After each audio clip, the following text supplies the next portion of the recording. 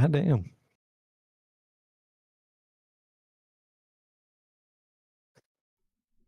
Oh wow.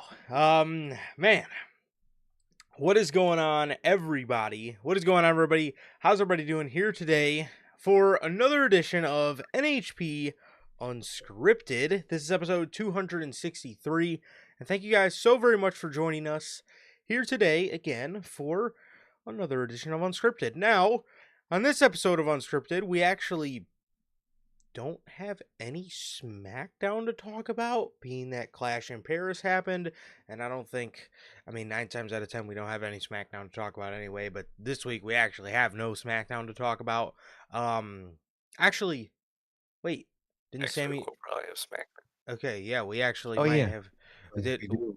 Yeah, we might have one I thing. forgot about Okay, yes, okay, so there was one thing that did not pertain to Clash in Paris, so I guess we will be talking...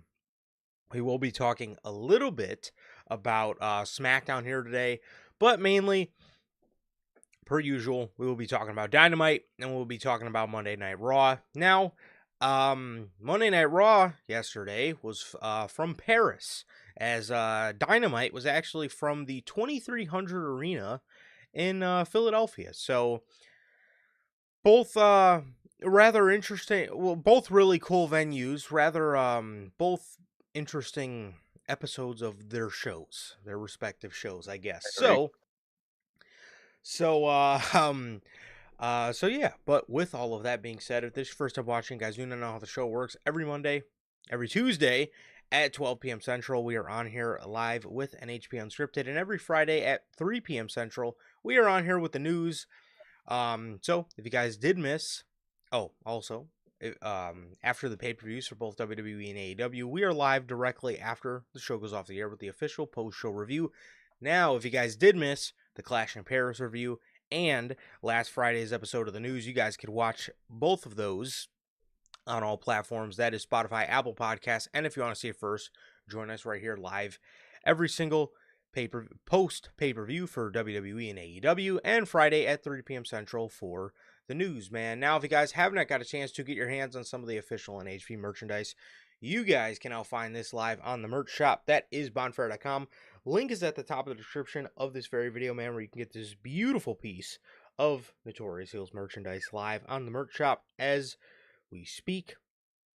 Again, link to this is at the top of the description of this very video, man. So with that being said, if this is your first time watching and you guys do not know who we are here at NHP, I am Johnny, one half of the host of this very show. And as for the other half, we got my man Sir K here. Sir K, go ahead and tell the people what you're smiling about today.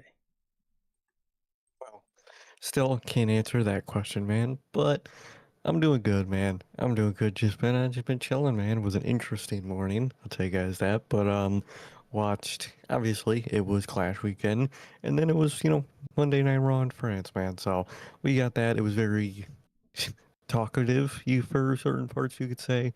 But overall, man, I'm doing good. Just waiting for Friday, man. Pumped for Friday. I will say that episode of Monday Night Raw did get me even more pumped for Friday.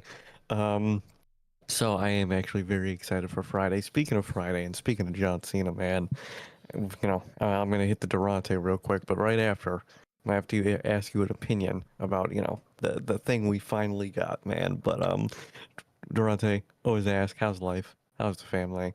Life's good. Family's good. How is everybody doing in the live chat? How's everyone doing on the replay? What about you, bro? How are you doing? And what do you think of that John Cena shirt we finally got? Well, if I can Check the shipping on that. if I can get my shtick out of the way real quick, as Durante asked as well, I'm good, family's good. What about you, Durante, Logan, Bell, anybody in the live chat, and my guys, a part of the Replay Mafia, JT, JB? Thank you guys very much for joining us, and we love having you guys here as always, man. So to answer your question, well, first off, just fair warning. This Friday, news is at noon. It is at 12 p.m. Central. It is not at 3 p.m. Central. We will probably be leaving the house around 3 p.m. Central. So, Yes, news on Friday is at 12 p.m. Central, man. So we will be attending SmackDown. And I have a photo. Darn. I have a Okay. photo for you guys, but yesterday WWE finally releases the John Cena Chicago farewell line of merchandise. And yes, although I did buy all of it, I literally bought everything excluding the championship. They released this. And as you can see on your screen, this is the John Cena Chicago farewell line of merchandise. And may I say, I think now I might be missing a couple of them. I think for a city as big as Chicago, I think we actually got the blandest set that I've seen yet. I genuinely, that was my first reaction. Was like again, I'm cool with the color. I am. Yeah. It's just how basic it is. It's so big. This is Chicago, bro. So obviously, as you can see here, they went with like some sort of Cubs theme. So, you know, it's kind of, obviously to me, the killer is The Last Time Is Now and Farewell Tour. That is the most basic font you could have possibly, like, what is that?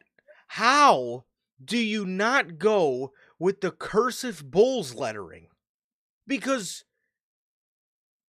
it goes hand in hand with people calling John Cena the GOAT. Some people call Michael Jordan the GOAT.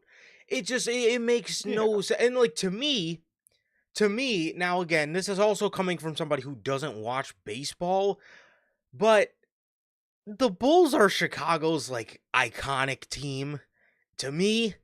Um but again, man, it's just like I see what they tried to do with like the C, like, for the Cubs, and then they put a ENA for, Cena.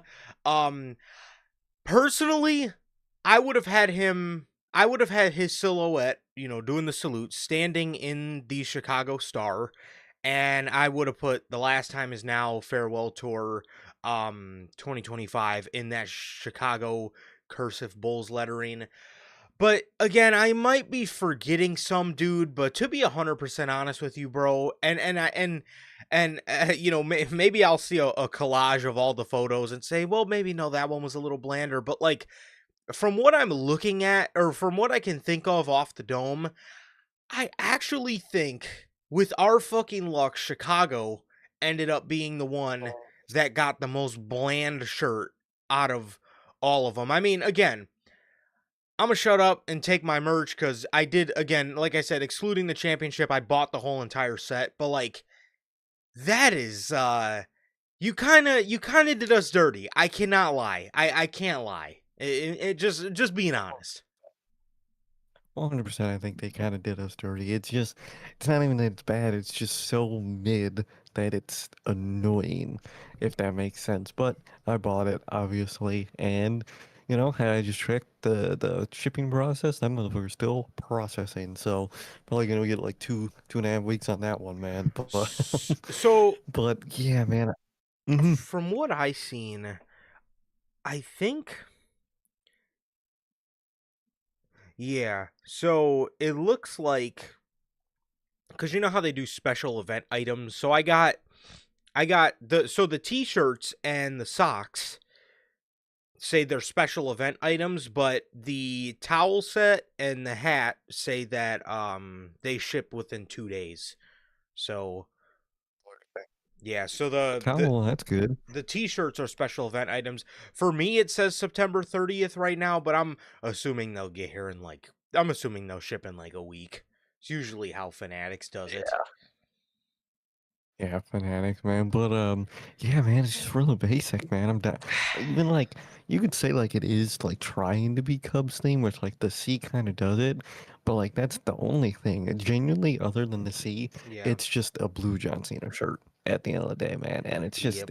it's frustrating, man, because we could have a lot of greater shirt with Bulls whole cursive letter 23 all that stuff, man, and I feel like we got the most basic shirt humanly possible.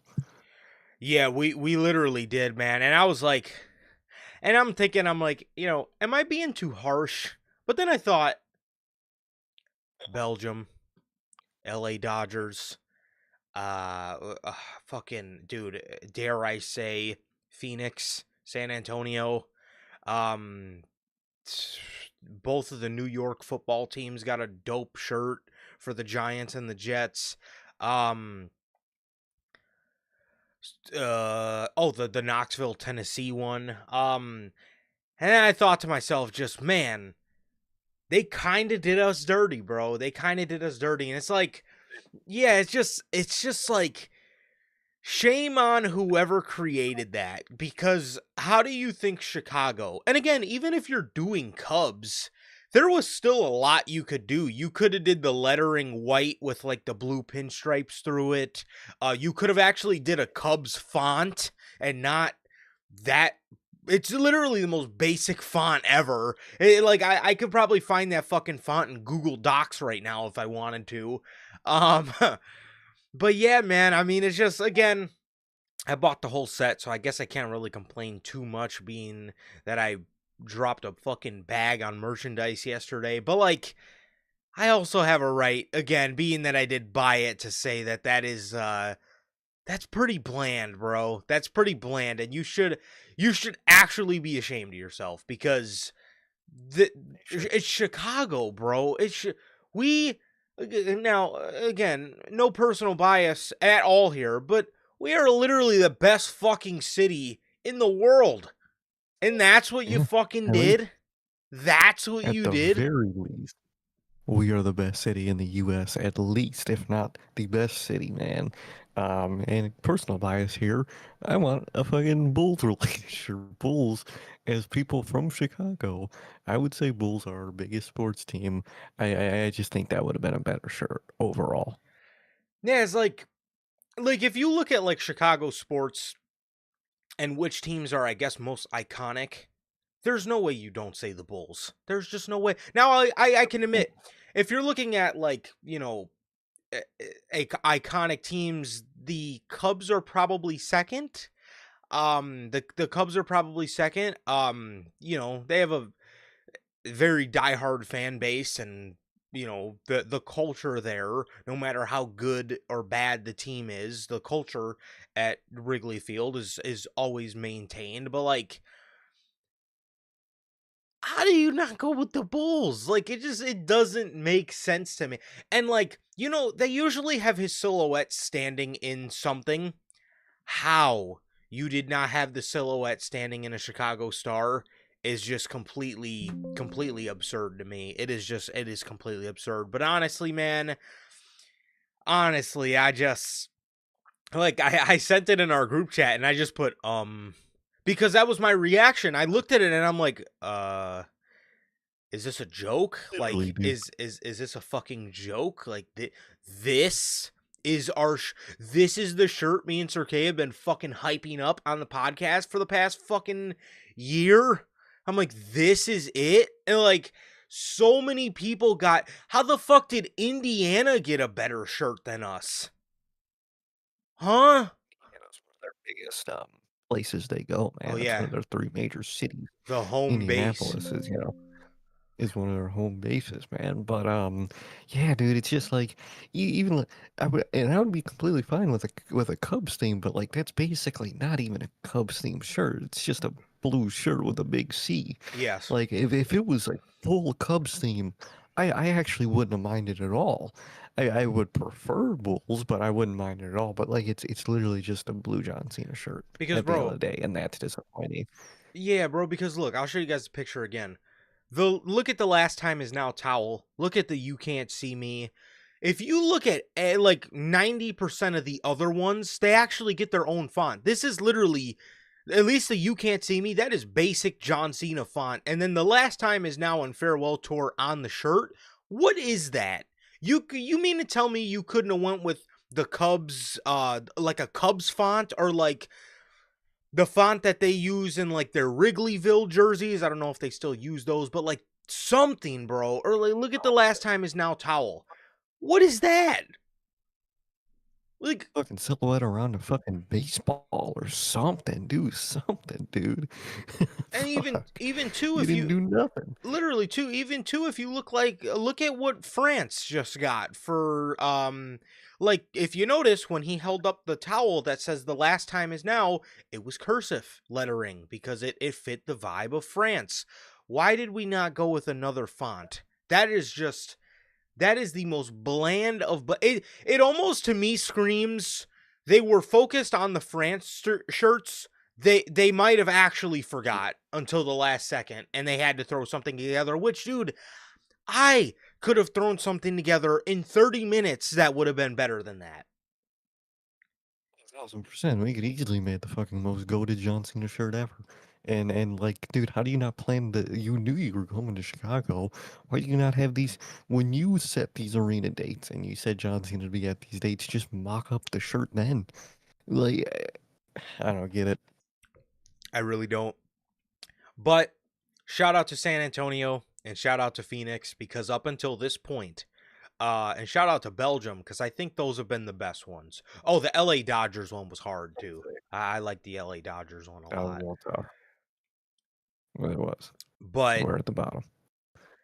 yeah, well, Kentucky was worse than us. That Kentucky one was fucking ugly, dude. That one Yeah, that was bad. that one was ugly. But like, how did Saudi get better shirts? Get a better shirt than us? Saudi? Come on, man. Saudi. How did Saudi get two better shirts that were better than ours? That is kind of You might as well crazy. just give us a second one. You might as well, bro. You might as well. Give me a refund and then drop a second one. But Yeah, I'll just get the other one again. Fuck it. You know, who yeah. fuck, it's John Cena. It Might is as well John rack them Cena. up while we can. That's right. But yeah, man. A little heartbreaking, but it's the GOAT. I'm gonna rock the shirt.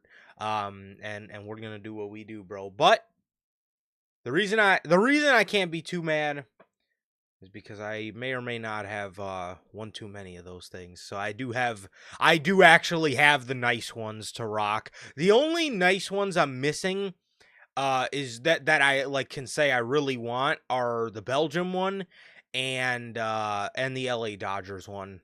Those are pretty much like the only two that to me are like, man, I wish I got that one. Dallas even had a nice one. I love that green one. I love that that old Mavericks Dallas one. It's kind of crazy that, you know, you went with the old Mavericks theme, but you didn't go with the old Bulls theme. Instead, we went with like a generic Cubs, which, like you said, it's like a knockoff Cubs. It's like they didn't even really Dude, do throw a anything. fucking baseball on it or something. Something. Fuck, man. Ugh. That was unfortunate, man. I woke up, saw the fucking picture, went and bought it, and then had to go complain about it with you guys in the group chat. Oh, we were burying the shit out of it, bro. We were burying the shit out of Isn't- it. Dude, I literally wake up, turn over, look at Instagram, see the shirt, was like, what the fuck? But instantly open WWE shop, buy the motherfucker, go back to the fucking group chat, and then talk our shit. Had to buy it first, had to secure it. I got up. I said, "Is it up?" Looked, put my glasses on because I was like, "What the fuck is that?" Sent it to you guys. Put it in a cart. Sat there and contemplated for a minute. Do I really want to spend this much? And then I literally said, "He's the fucking GOAT," and just clicked place order. And then I went into the group chat, and then we started talking our shit because I was mad. I was mad at that point. But regardless, how you feeling, bro? How you feeling? 4 days away. Well, Very excited. Well, technically wait, 3 now. technically 3, yeah, man. 72 But hours, bro. I'm excited, man. I am pumped, dude. I'm pumped. I'm very excited. We get to see Cena. After Raw, we'll get to see Punk. And there's a Ooh. possibility we might see a third person or another person from Chicago. That I'm not gonna throw my hat into, but Yeah. they did kind of tease it. Yes, they So did. I'm gonna be on the lookout for it. I'm gonna be on the lookout for it. But I'm pumped, dude. I'm pumped. I'm pumped to see the show. Hopefully we get to see like Wyatt and some of the cool. I would actually love to see like Solo or something. I mean, I don't I need want to to see see them Tanga while I'm Loa. watching television, but I gotta see the goat in person, dude. Oh, And I I'm need to not, see the you fire know, hydrant, Cena's the bro. goat. Exactly. I need to see the MFTs in person, man. Those are who I'm really going for, man. But I'm pumped. Overall, they actually I think are building to the Chicago show bigger than I thought they were in the first place, to be honest. Mhm. So I'm actually very excited, man. After Raw went off here, I was thinking like, man, even if like this wasn't like a Chicago show we were going to, they're hyping up the SmackDown pretty big anyway. So I'm actually very, very pumped for this episode, man. Obviously, we'll be there, man. But what about you, man? You excited? Man, I am very excited. I am very excited, bro. I'm very excited to see Cena for the last time. I am so excited, bro. I'm so excited. I can't wait. I can't wait.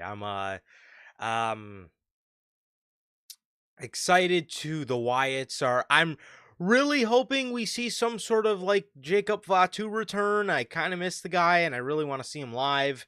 Um so I want to see Jacob Fatu. I need to see the fire hydrant, JC Mateo. Um I would not be shocked. Now again, I don't want to like hype it up too much, but I also would not I genuinely would not be shocked if we seen Brock. Now, I know we heard about the scheduling differences and whatnot, but like I feel like I don't know. I don't know why I'm getting that feeling. Thinking it too, man. I'm kind of thinking it too. They just have John Cena just so far just showing up at the show. Mhm. Usually like we have a plan for John Cena that people like overall can assume is gonna happen. And if I'm being honest, the only thing that I could assume happening that's currently he's scheduled for is an interaction with Brock. Now it is in Chicago, so maybe he is like a one-off little last interaction with Punk. I'd be perfectly fine with that. But I feel like Punk's there for a different reason. Yes. So I am actually thinking we might get Brock too. I see a lot of people are too. They're thinking we might get Brock on Friday. I think so because you have to do some type of build, especially if these guys aren't going to be around each other for the rest of the rest of the build Rest of the until build. WrestlePalooza. Mm. You're going to need something to go off of. You can't have Cena just come out on Friday and be like, "Hey man, I remember you attacked me at SummerSlam, so now I want my get back." You know, Yeah. that wouldn't have made any sense. That wouldn't make any sense at all. But obviously we're gonna see Punk. You knew Punk was gonna be there. It's Chicago. He's always been at the Chicago shows. But there's gonna be some either blatant tease or we're actually gonna see AJ Lee because it's just too blatant now. Exactly. So It's too blatant. there's gonna be Hmm. some sort of tease where there's gonna be some sort of like in your face tease where it's like a ginormous tease. Either that or we're actually gonna see her there. 100%. That man was way too pumped on Raw, hearing that SmackDown was in Chicago. Um, I think it's just obvious, like you said, that's the two things. We're either getting the most obvious fucking CM Punk debuting in AEW level obvious tease, or just her straight up, man. One of the two. No, for sure. For sure. But yeah. Genuinely, Uh-huh. if we see Becky come out there, get make sure you sit up in your seat, bruh. Yeah, 100%. 1,000%. Which, if that is the case, how the hell did we fall upon this? I mean, we bought tickets for a SmackDown in early October, and it turned into all this. Like, what in the world? We bought those tickets. Not to be like, oh, SmackDown sucks. I genuinely thought we were going for Cena. You know what I meant? You know what 100%. I mean? It's the Like, only reason. it was just that's all I expected to like really like substance wise get out of this show was Cena. But they're putting some big shit on this show, man. So I'm But actually excited for that. But think about it, man. Every time WWE comes to Chicago, we have got to be like their favorite TV location because they never give us a fucking pay-per-view. But every time they come here, No, like they ball out until last time we got like the Ray Phoenix debut, and then that was like the Fatu versus Strowman Falls Count Anywhere. The whole like you know, the what was it? The Rock surprise when he, beat up Cody Rhodes in the parking lot. That was in Chicago. Um, we usually always get a good show. Jacob Fatu debuted in Chicago, so they always try to do a little something. And then too, this is them coming back to the States from, a European tour. So they usually always try to ball out for Chicago. So I'm assuming we're gonna get something big again. I don't want to hype the show up like we're gonna get some crazy ass show, but I don't know. I'm getting the vibe. I'm getting the vibe that we're gonna get a lot of surprises. most definitely. I think we are. But I'm excited, man. I'm excited to see the greatest of all time one last time, bro. I'm very excited. Very, very excited. So anyway, And one last side note, Yeah. they're 100% gonna have that yellow Punk shirt there. Think so? It's the fact that he's actually there now, that he's Oh, like for sure. being on the show. I think they'll have it. I think they'll have it now. Yeah, and I seen LA Knight just drop some new merch, so I hope that that's Ooh, I there did see too. that. I hope that that's That was there pretty too. good. I hope they have. I hope they have. I hope they have. LA Knight, Fatu, and maybe and CM Punk too. I know I did buy the John Cena towel, but I probably will buy another one. So when me and Sir K take our pictures at the end of the show, we can hold the towel up. So 100%. we gotta 100%, hold man. that up. But yeah, I'm super pumped. I'm super pumped. All right, guys, I'll shut up about SmackDown. But just know, next week's Unscripted that might be the most SmackDown heavy show we ever have talked about. Yeah. Fuck yeah, dude. You know it. I can't wait. So, but yeah, so that is that. Now, finally, we are gonna talk about. Oh, brother. Oh God, from Whew. pumped to tired, Deflated. and sleepy. We have AEW Dynamite to talk about.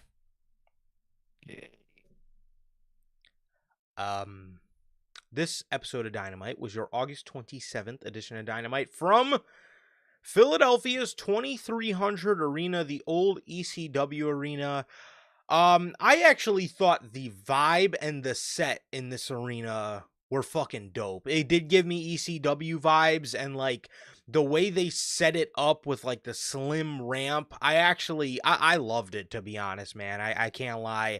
I love the vibe here. Everybody likes to make fun of AEW when they do these smaller venues. I actually love it. Oh, same.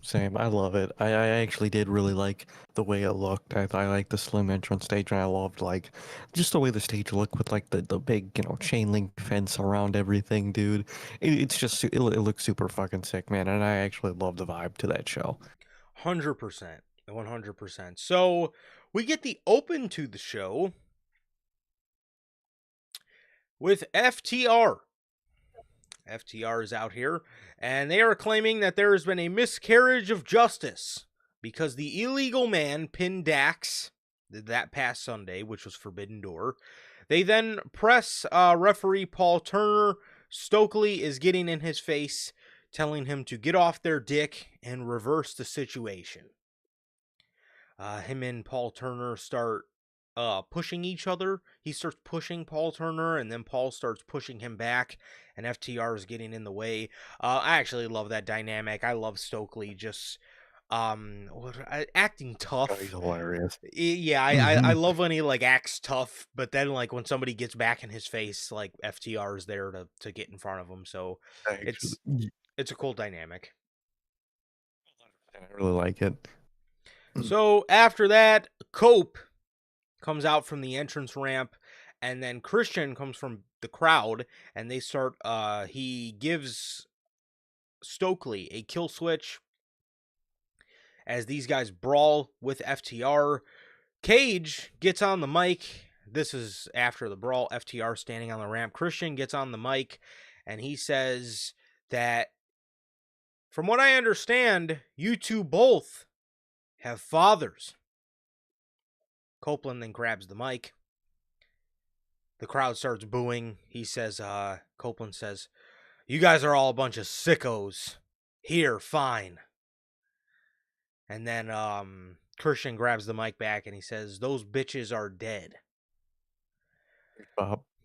Very huge pop. We haven't heard him say that in a while. Been a minute since he did it, the little line. It was nice. For sure. Copeland then announces a tag match at All Out, CNC versus FTR. Please do not tell me we're calling them CNC.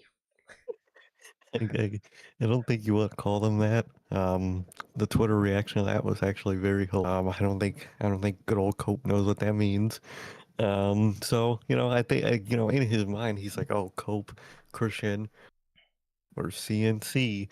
Might want to change that name overall, man. But I actually really like their interactions, and I like the kind of dynamic they're setting up where Christian is still still overall an asshole. He's not just all of a sudden just some super happy babyface guy.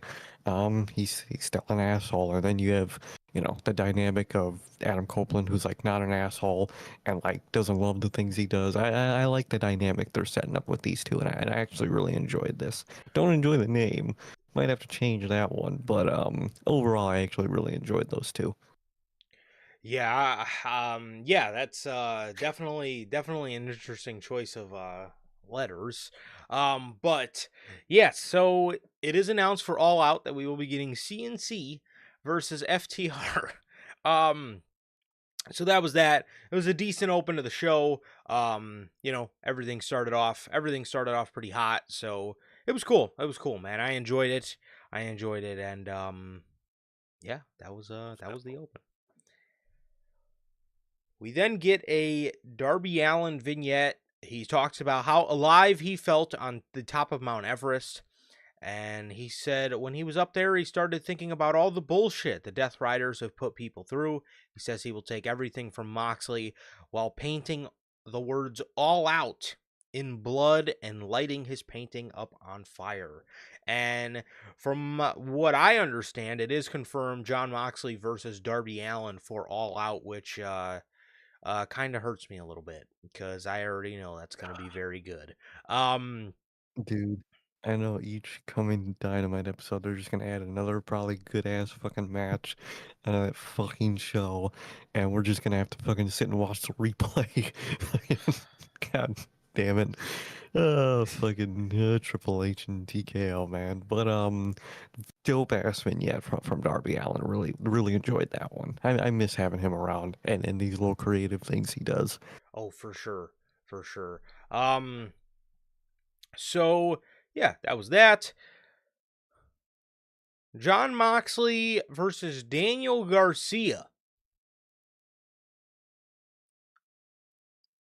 Excuse me? He's trying to recruit him, man. Jon Moxley also been versus Daniel Garcia. Oh. You know what people are saying, man? You know what we might get from Daniel Garcia? Okay. Red Death Rider we might get from Daniel Garcia. How does that sound? That sounds horrible. What? The Red Death Rider. Oh my god. Who the AEW fans, man.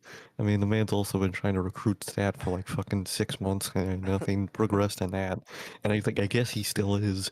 So, this is probably going to be another 6-month thing. Yeah, probably. The Red Death Rider. After this match, Daniel Garcia is in the back and he's like cutting a promo talking about where did all the heroes of AEW go? No one's fighting for AEW anymore. Bro, he's in a feud with Darby Allin. He Like, Did you not see the main event of All In where all like the heroes of AEW came together? You had Brian was there, Darby was there, Swerve was there, Osprey was there, Hangman was there. What are you talking about? As a matter of fact, they took care of the Death Riders. Like, to an extent, they took the title off of them. Like, what are you yeah, talking about? Where are the heroes of AEW? And the other ones that weren't there, they fucking feuded with Moxley already, and Moxley beat them. Like, what? like that was the dumbest backstage promo I think I've watched, dude. Come out like you said, where are the heroes? Not only All In, that was the half of the whole chunk of the story for Hangman was All In is having, you know, the other baby faces sacrifice themselves for Hangman to get the fucking title. Right. Why do you think? We'll get to it. Why do you think he basically promised Will Ospreay a title shot when he comes back? Because he owes him, because he sacrificed himself. Like, did you not watch Forbidden Door? That was another group of baby faces. Some shouldn't have been there, like fucking Mr. No Knees over there. But even they came in and everybody, the baby faces essentially won against the Death Riders. Death Riders are powerless. They're just scrambling around. Like, who knows what their true purpose to television is at this point besides having a cool fucking entrance theme. And now they're in like this recruiting phase, I guess. And he's asking where the heroes at, man. You know, I guess he didn't fucking watch All In or Forbidden Door or every main event pay-per-view, in the last fucking 9 months. My God. I guess not. Well, Daniel Garcia goes to put John Moxley in a sharpshooter. Moxley counters it for a roll up, and that was the match. So Daniel Garcia was very pissed afterwards. Wheeler Yuta gets on the microphone and says that John Moxley denies Darby's challenge, which, speaking of Darby, what is with Excalibur and calling him Dorby? Bro. Dude. Dorby. Dorby Allin! Dorby. Like, Dorby. why does he always call him Dorby? Like, what are we doing, bro? But It sounds like a fucking dog's name in a fucking Disney show. Oh my god, Dorby got out. no, literally, Fucking dude. Dorby. Afterwards, John Moxley and Daniel Garcia have this like odd exchange on the outside of the ring where Moxley's like, he grabs Garcia by the back of his neck and pulls him in, and he says something in his ear, but Garcia keeps pushing him away. But Moxley like keeps doing it, and it looked like the most awkward exchange ever. Like, what were you talking about, bro? Were you trying to riz the man up? Were you trying to dot him up? Are you trying to put him on? Like, what are you doing? It just looked weird, bro. Like, Garcia looked mad uncomfortable, and Moxley just keeps going in, just like, what are we doing, bro? Like, Conversation could you possibly have that needs all that fucking body language? yeah, You like, know? what, Like, like, are you trying to talk to him, or are you trying to give him a fucking hickey? Like, what are you doing? It looked weird, bro. Like, what the fuck? Like, what, like, I don't know. That looked odd to me, but then we got that backstage promo afterwards that they uploaded to their YouTube page, and I'm just like, is that what he was talking to him about? Like, the heroes of AEW? Like, is he trying to recruit him to the Death Riders? Like, what is that? I don't know. Death Rider. The Red Death Rider. Oh my goodness. So then we get something that I was prepped for a little bit. Nothing could have truly prepared me for this, but I at least had a heads up. Shout out to my man Durante. I seen the tweet talking about Wheeler Yuta having mic time. I almost fell out of my fucking chair when I read that tweet, and then I came home and it was just as bad because they actually gave Wheeler Yuta a in-ring promo. out of all the people and never get these, they gave one to Wheeler Yuta, which, you know, you could always say, you need more of them to be able to get good at them over time. Right. And I don't even hate Yuta, man. They just made him such like a background fucking toss around jobber of the group. I just can't take him seriously. Yeah. Yeah, that sounds about right. In their haircut too. Yeah, it is I like what he's trying to do, but he kind of just yeah. looks like fucking Zac Efron, fucking '07. He's got like I don't know, there's so much hair on his fucking head. He looks like Chewbacca. Like what like it's just it's a lot of unorganized hair. So, and I get he doesn't want to go with like the old like clean shaven Yuta look, where he was all Yeah. cleaned up or whatever, but I don't know. I don't know. So Yuta's out in the ring and he's cutting the most, like, legitimately, if I were to go back to 2K17 and have my character cut a heel promo, that probably would have been the promo.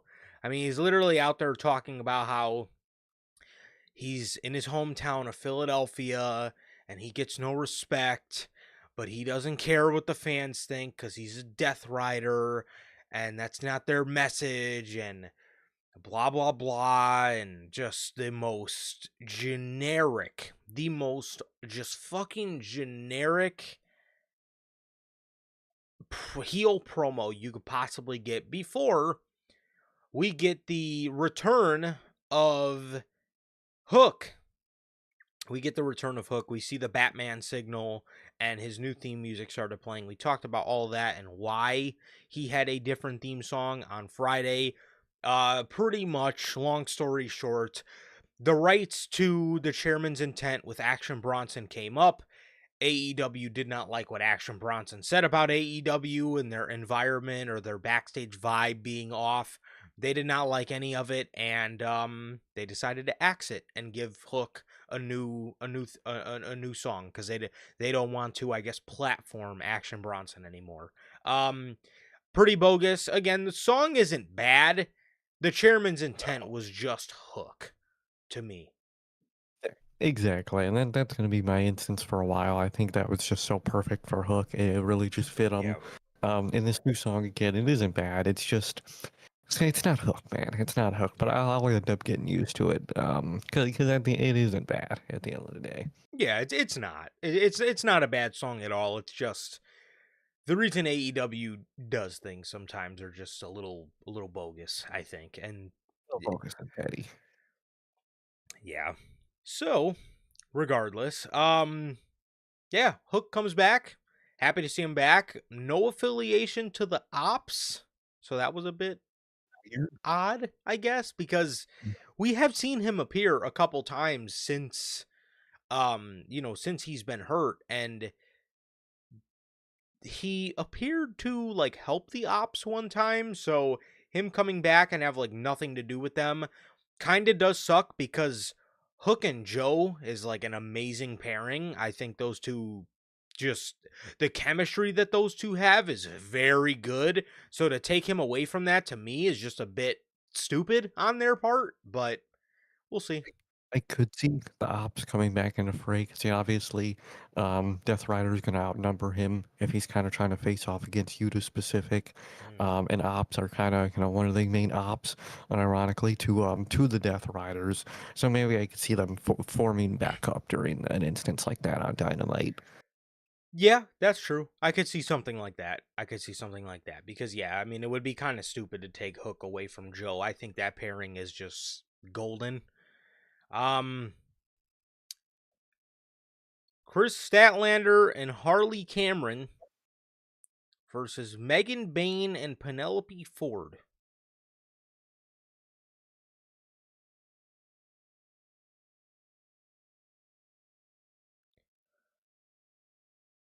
Um Next. Cue the crickets. Chris Statlander hits some sort of like leg submission in on Penelope Ford, gets her to tap out,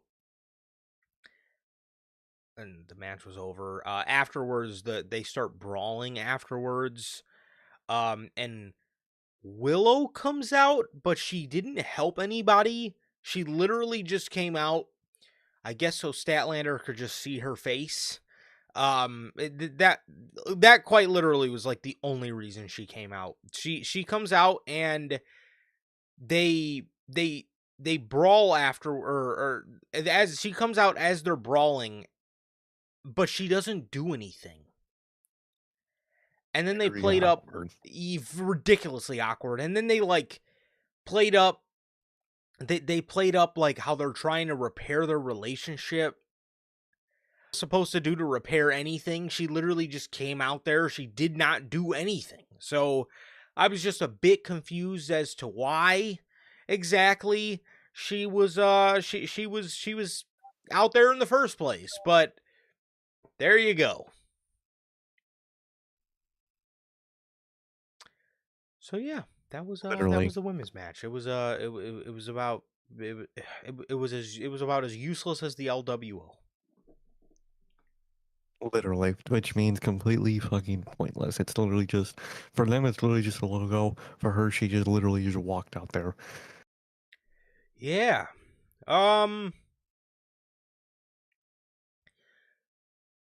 Mercedes Moné, she celebrates, has a championship celebration. And the only thing she said of substance, if you could even call this substance, was she's setting her sights on any woman with a title. As she literally just gassed up how she has 9 bells and then started doing her CEO dance, and that was the promo. It was very useless. It was a very useless in-ring promo. And it does. I think she's gonna. I don't know if the AEW title is gonna be number 10. Because I remember in that promo she did say she wants to beat, I think it's Ultimo Dragon's record of 10 titles at once. So I could see the AEW title being number 11 to beat that record. And if, the easiest way to get that, horrifyingly in my mind, is her getting that ROH title from Athena and then going on to win the AEW title, which is just horrifying to me. Yeah, I could. You know what's gonna happen, bro. You know what's gonna happen, dude. But yeah. So that was that. Mercedes is still on her belt tour, and whoop-de fucking do. What do you know? So we then get a vignette from Mark Briscoe. He says he can't be there with us tonight in the 2300 arena. He then shows his newborn baby. He then calls out MJF and then proceeds to call out Kyle Fletcher. He says him and Kyle have a hell of a rivalry.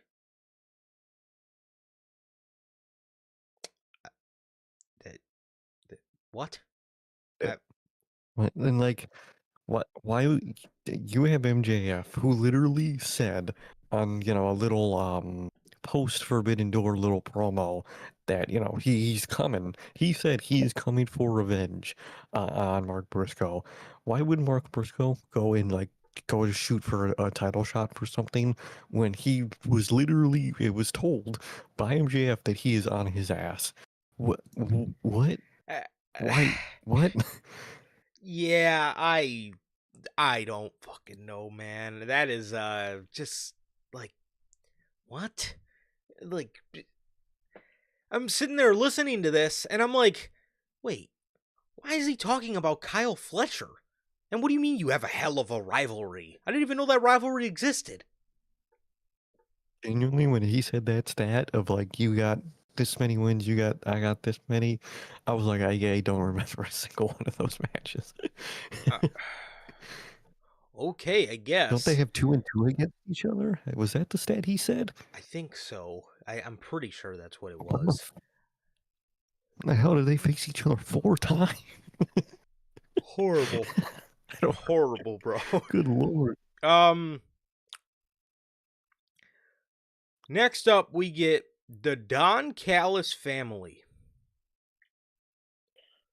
versus Jet Speed and Bro Dito. And here we fucking go. Oh my god. Any mention of Wardlow on the show? Oh yeah, he was there. He was not competing. He was standing at the commentary Oh, desk he was with Don there. I didn't Callis. even notice him. Was he in the match? God, that's why I didn't fucking notice him. Oh my god. I was dead ass watching the entrance. Was he? I don't even remember him being a part of the entrance they did where they like introduced everybody And as bro, they came out. Don Callis introducing the group somehow made the group even worse. Garbage. It somehow made the group even Literally worse. oralist.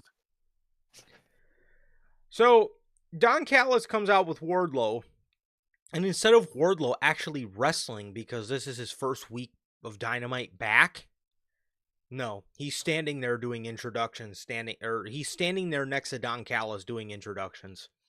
And Don introduces Hechicero, the Doorknob Alexander, Takeshita, and Okada. And Wardlow was standing there the whole time. And of course, Don Callis has got to be on fucking commentary. Wardlow was just standing next to him the whole time. This was the creative that Wardlow came back for. This was it. This is what they finally were able to come up with. Him standing next to Don Callis with his arms crossed. Good lord, dude. Might as well just let him. Might as well just let the fucking contract run out, dude. Get this fucking guy in NXT for the love of everything. Get this guy in NXT. What is going on? I need Obafemi versus Wardlow, bro. I need some, bro. Cause what the fuck is this, dude? Come on, bro. Wardlow versus God. Javon Evans. Oh, dude, that'd be so good, dude. What the fuck, man? What a fucking joke. He's a bodyguard. He's literally a bodyguard. And that was the group for the Don Cal. Out of all 38 members, you chose Hechicero, Josh Alexander, Takeshita, and Okada. I understand Takeshita and Okada. Josh Alexander and Hechicero. All right. And to make it even worse, Speedball comes off the top rope with some sort of, I think it was like a shooting star press or something. Josh Alexander caught him off of his move and countered it into a roll-up. And he fucking pinned Speedball Mike Bailey. Out of everybody on the team. Now, mind you, Takeshita and Okada are on this team. Josh Alexander picked up the victory for this team, pinning Speedball.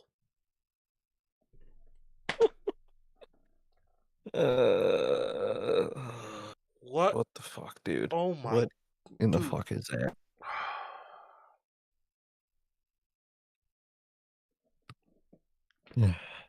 NXT, bro.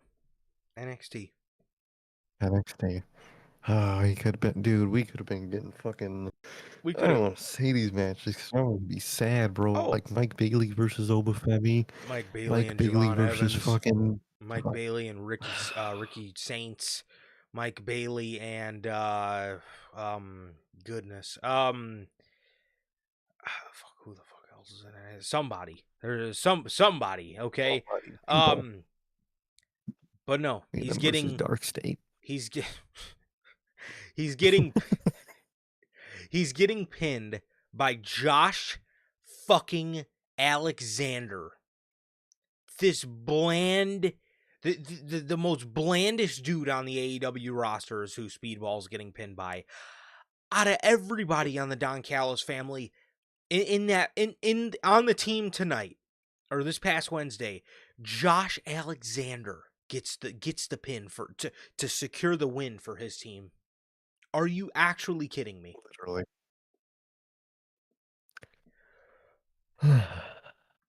Holy fucking hell.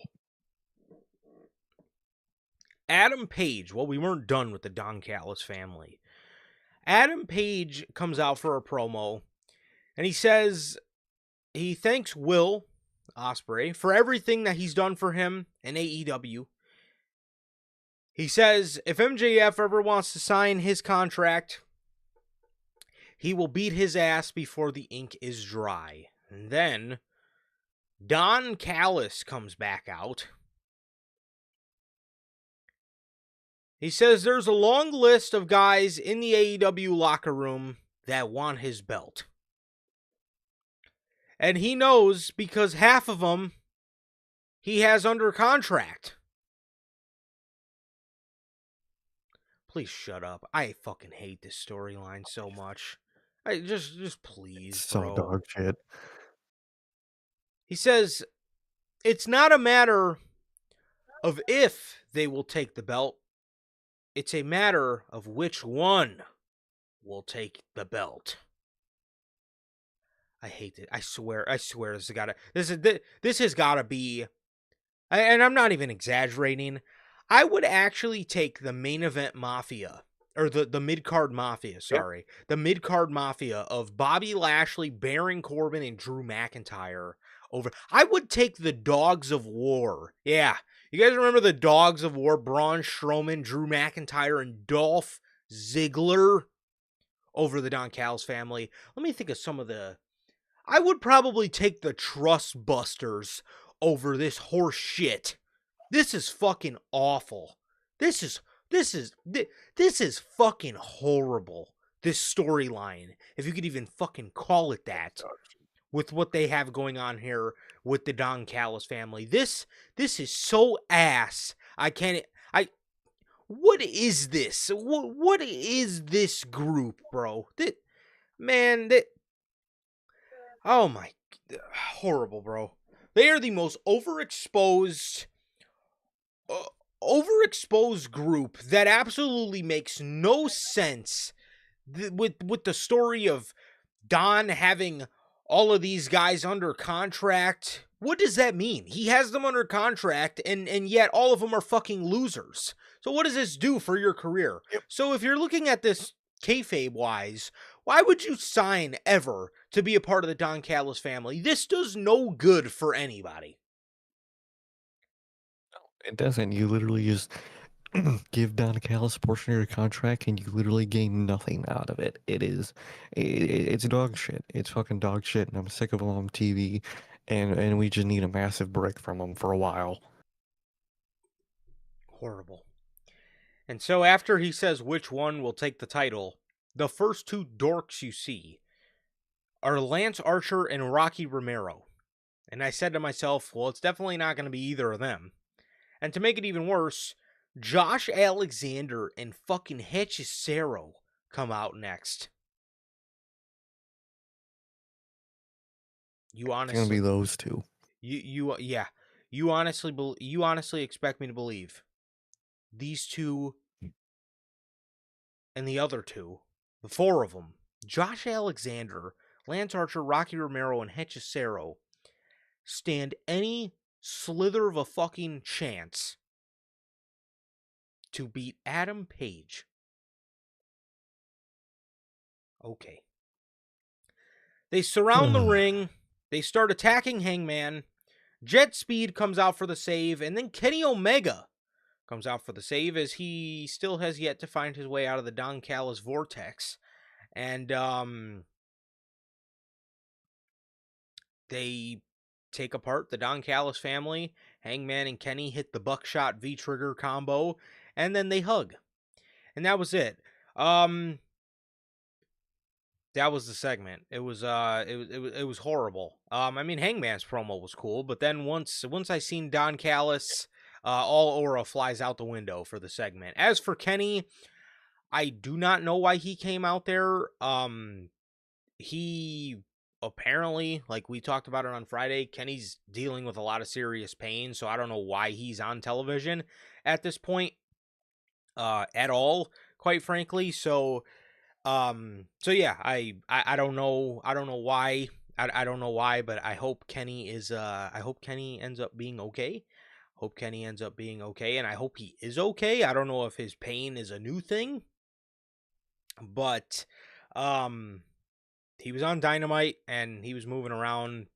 It seemed to be okay, but if he is in a lot of pain, let's take him off TV, because let's not kid ourselves. I don't think he needs to stick around to feud with the Don Callis family. I think it would be okay for him to take time off if need be. I mean, again, he's probably just going to come back and feud with the fucking Don Callis family anyways. Exactly, man. That's all he's ever allowed to feud with or be around. Yeah, I liked the initial Hangman promo. It was really good, and then Don Callis came out, and any ounce of feeling was lost the second he came out.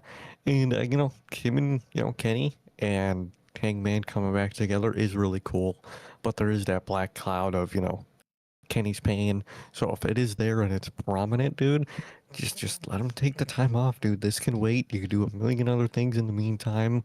Um, and I don't know why you wouldn't wait and let him heal up, whatever's got to be done, whatever, man. But it was nice until Non-Cal's family came out, dude. I can't stand that group. Horrible. If you want to ruin my Horrible. day, just bring the Don Callis family out there. Yep. Awful group. So, speaking of an awful group, Ricochet and the Gates of Agony. They faced off against the Ops here today. Ricochet was on the top rope. MVP hit him with his cane. He fell off the top rope to then be put in a Coquina clutch by Samoa Joe for the victory for the Ops.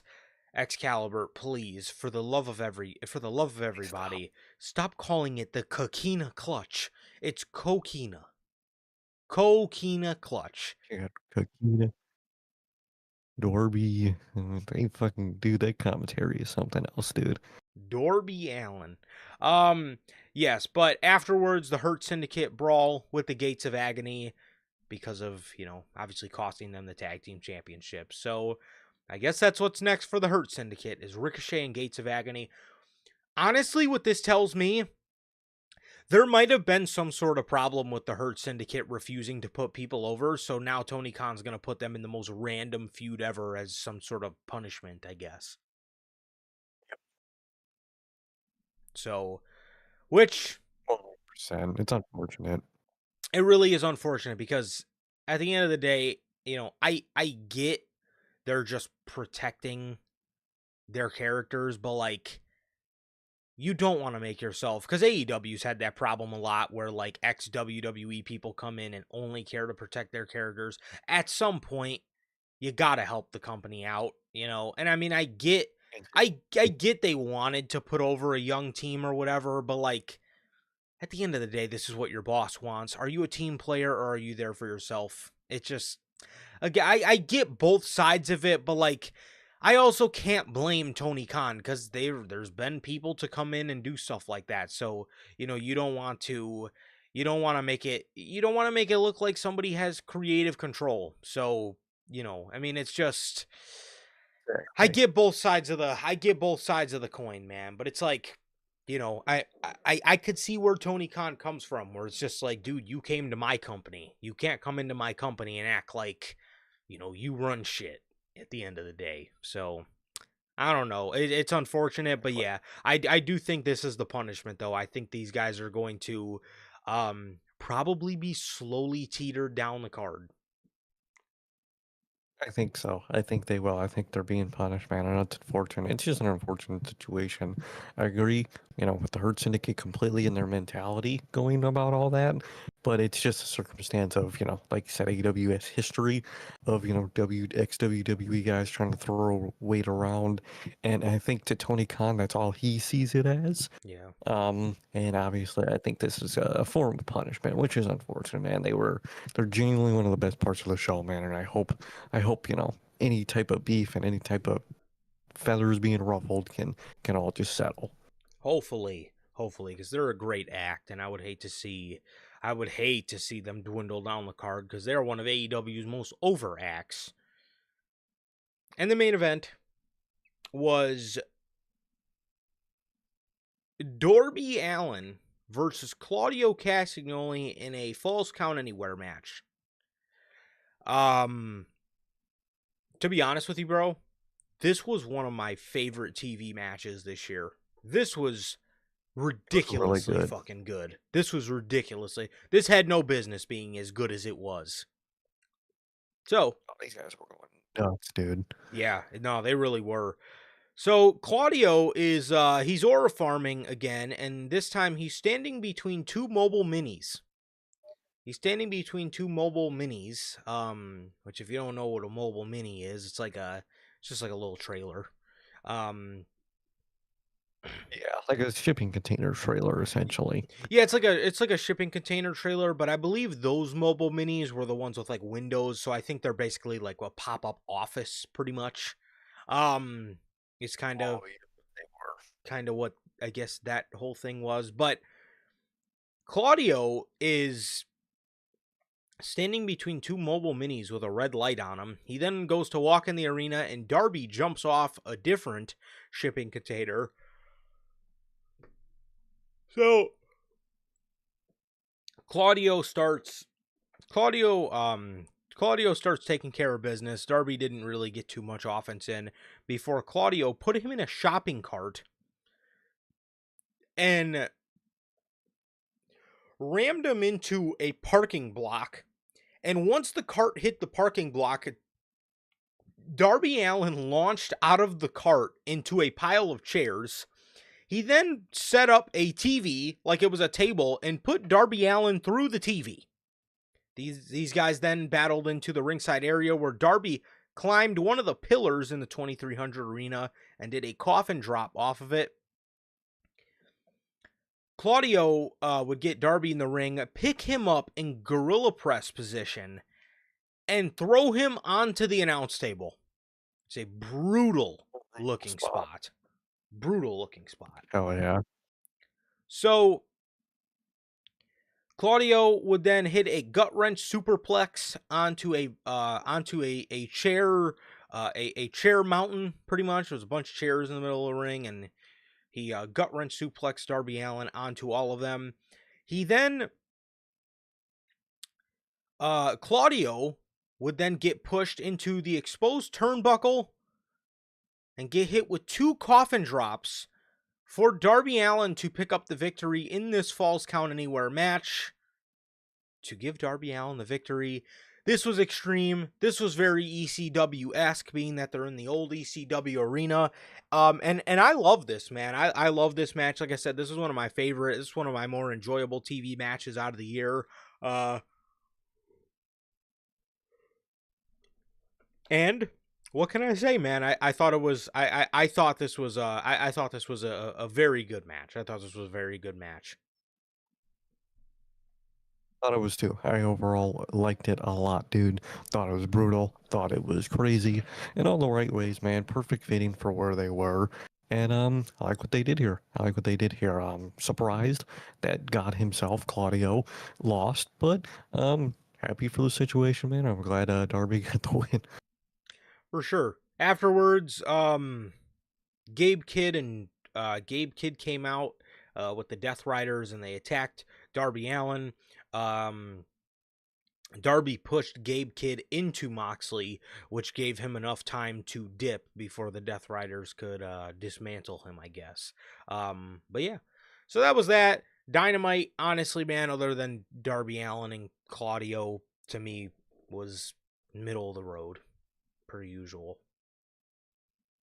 Most definitely. You know how it goes. For sure. So with that being said, that was everything for AEW Dynamite, and now we have an official word from our sponsor here at NHP, W Energy. W is an energy drink loaded with vitamins and nootropics formulated to improve focus without getting the jitters. W is a clean formula that is sugar-free, 0-calorie, free from fillers and artificial colorings, with 150 milligrams of caffeine per serving. You can get your W products today with the link below and code NHP at checkout to save yourselves 10% on your next W purchase. Really, always got to shout out W, whether workout, whatever you may need the energy for, whether it's staying up for these international shows, whether it's staying up for Dynamite, staying up for your usual episode of SmackDown, man. If you need the energy, you need the focus, and you want it to taste good all at the same time, always go with W, man. Always got to shout out W.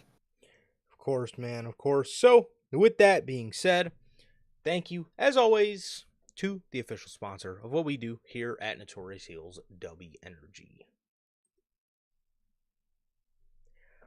SmackDown, the one and only thing from SmackDown we have to talk about, we obviously got, I guess we've seen a little bit of it on Clash in Paris, but Cena and the Brussels Belgium kid are, they're back cool again. All right, no more beef. I was gonna say they squashed the beef. They squashed the beef. Respect.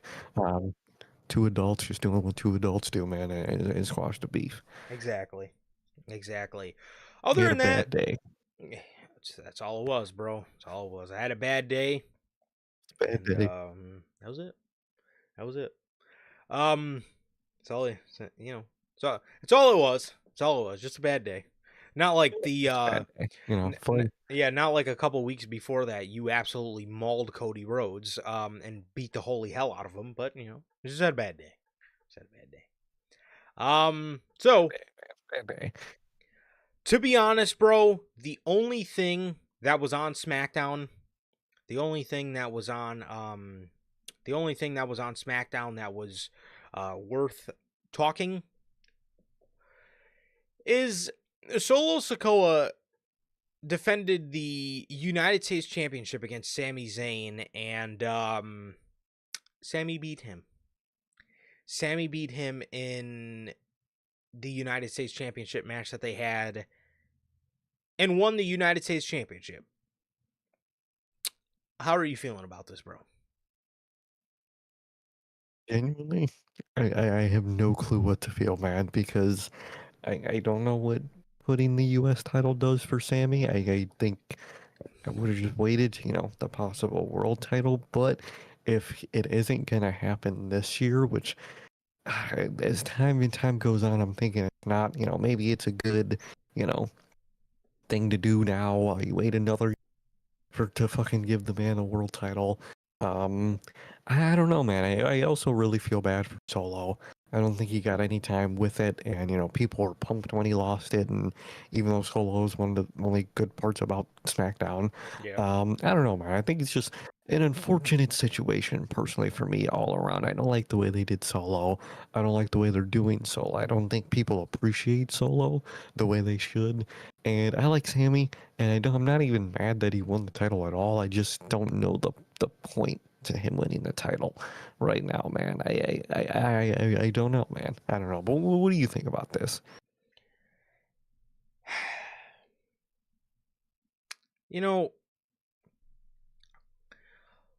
Why? See, Solo as United States champion, to me, he's held the title since Night of Champions, so it's been about 3 months. It almost feels like WWE just didn't even let him do anything. They literally didn't even let him do anything. It's just like he feuded with Fatu, and then he went right into a feud with Sami Zayn, and then here's where he lost it. As for Sami, dude, why do we have to make these unnecessary pit stops with the IC title or the US title? Like, dude, at this point, just tell the story of him going after the world heavyweight or a world championship, which that's the craziest part. They do tell that story. Like you have this man, Sami Zayn, constantly talking about how he wants to be world champion, and he's the US champion. It's like Sammy and Gunther when they fought for the IC title. It's like, okay, this is cool, but like Sammy doesn't need the IC title. Sammy's already won the IC title. Like, honestly, if you want to go back to Mania 40, my thought process was give that win to Chad Gable because it will establish Chad Gable beating Gunther as an upper mid-carder or a serious, to be taken seriously mid-carder in the division. Why give that to Sami Zayn? Sami is already in the mid-card, a made man. Can we progress him to the main event team? It's like they want him as a main eventer, but they only have the balls to keep him as an upper mid-carder. It's like, what is Sami Zayn going to do for the U.S. Championship? What? Dude, he's literally in like the McMahon KO situation where he likes him and he likes him in the world title scene, but he doesn't want to put the world title on him, so he just always puts a mid-card title on him. That's what Vince did to KO, and then that's how Triple H is to Sammy, and it's fucking frustrating, dude. It's very frustrating because it's just like you have Solo, a guy who, in my opinion, is not ready for a world championship yet. So you put the mid-card title on him. Have him, use that for a little bit. And then you take it off of him when you didn't even let him feud with anybody outside of people in the Bloodline Vortex. That being Sammy and Fatu. It's just like, dude, look at your roster on SmackDown, bro. You have Carmelo Hayes, you have Aleister Black, Ron Killings, you have, don't do How this. many people? Yeah, like, don't do this. But you have, like, Damian Priest. Like, you could have, again, don't put the U.S. title on him, but, like, there's so many other people he could feud with, yet they just keep him in this small circle. And whenever they do decide to have him feud with somebody, it's Sami Zayn. Come on, bro. What are we doing? It's very frustrating. But yeah, that was honestly the only thing of substance that really happened on SmackDown, is just another unnecessary pit stop for Sami Zayn on his way, hopefully, to a World Heavyweight Championship. So, yeah. Hopefully, man. I hope so. So, with that, that was SmackDown, and now we move on here to Monday Night Raw. Well, this show opens up, so obviously this was yesterday's edition of Raw from Paris, and the show opens up with CM Punk waiting in the parking lot for Seth Rollins. And he tells Adam Pearce, there's only one way out and one way in this arena, so I will be here all night. What? It's a whole ass arena. There's not one door. How the fuck did the fans get in? Yeah. That was a really dumb thing to do. God damn. I don't know if Triple H is on this arc of trying to make Punk look stupid or something, but man. And then it got even stupid. It got even more stupid even later. So we get the open to the show with Jey Uso. Jey Uso, he says, he gets in the ring, he says he's not going to run it back because he was supposed to have a championship around his waist, but instead all I got is medical tape. Shows the medical tape that is around his waist. He says he thought of, what if I didn't get involved in Roman's business? But the one thing about me is I don't play about my family. He says all he can hear is Roman telling him to smash them all. And he calls out the Vision. Which, another illogical gap in the show. They obviously, from what we know, at least Seth wasn't pulled up yet. So why would he call them out if they kind of implied that they weren't even there yet? I thought they ended up coming out. I thought the same shit. Because again, like if Punk is waiting for them, I just assumed that the Vision pulled up to the arena together. That's just what I assumed. And then he's like, he calls the Vision out, and I'm like, did you not just see the segment where Punk was waiting for them? But then But then, to your degree, when Braun and Bronson came out, it just made the group feel so disconnected. Like, what the fuck? Like, Seth's not a part of his group, dude. He's not. like what? Like, okay, like, oh man, I don't understand, because like, going back to like the bloodline, whenever they had them pull up, they all pulled up together, and if they didn't pull up together, they would have like the Usos in a backstage segment say like, hey, tribal chief ain't pulled up yet, like he's gonna pull up in a little bit, like something like that. But we didn't see any of them up until this point. So to my knowledge, I thought, they're a group, so they probably pull up to the show together. But apparently that wasn't the case. So LA Knight comes out after Jay calls out the Vision. LA Knight comes out and he says that he believed he would be world champion right now, but he stands here a loser. He says, we all had a chance to take out Seth. We had a chance to put him through a table. You ruined it.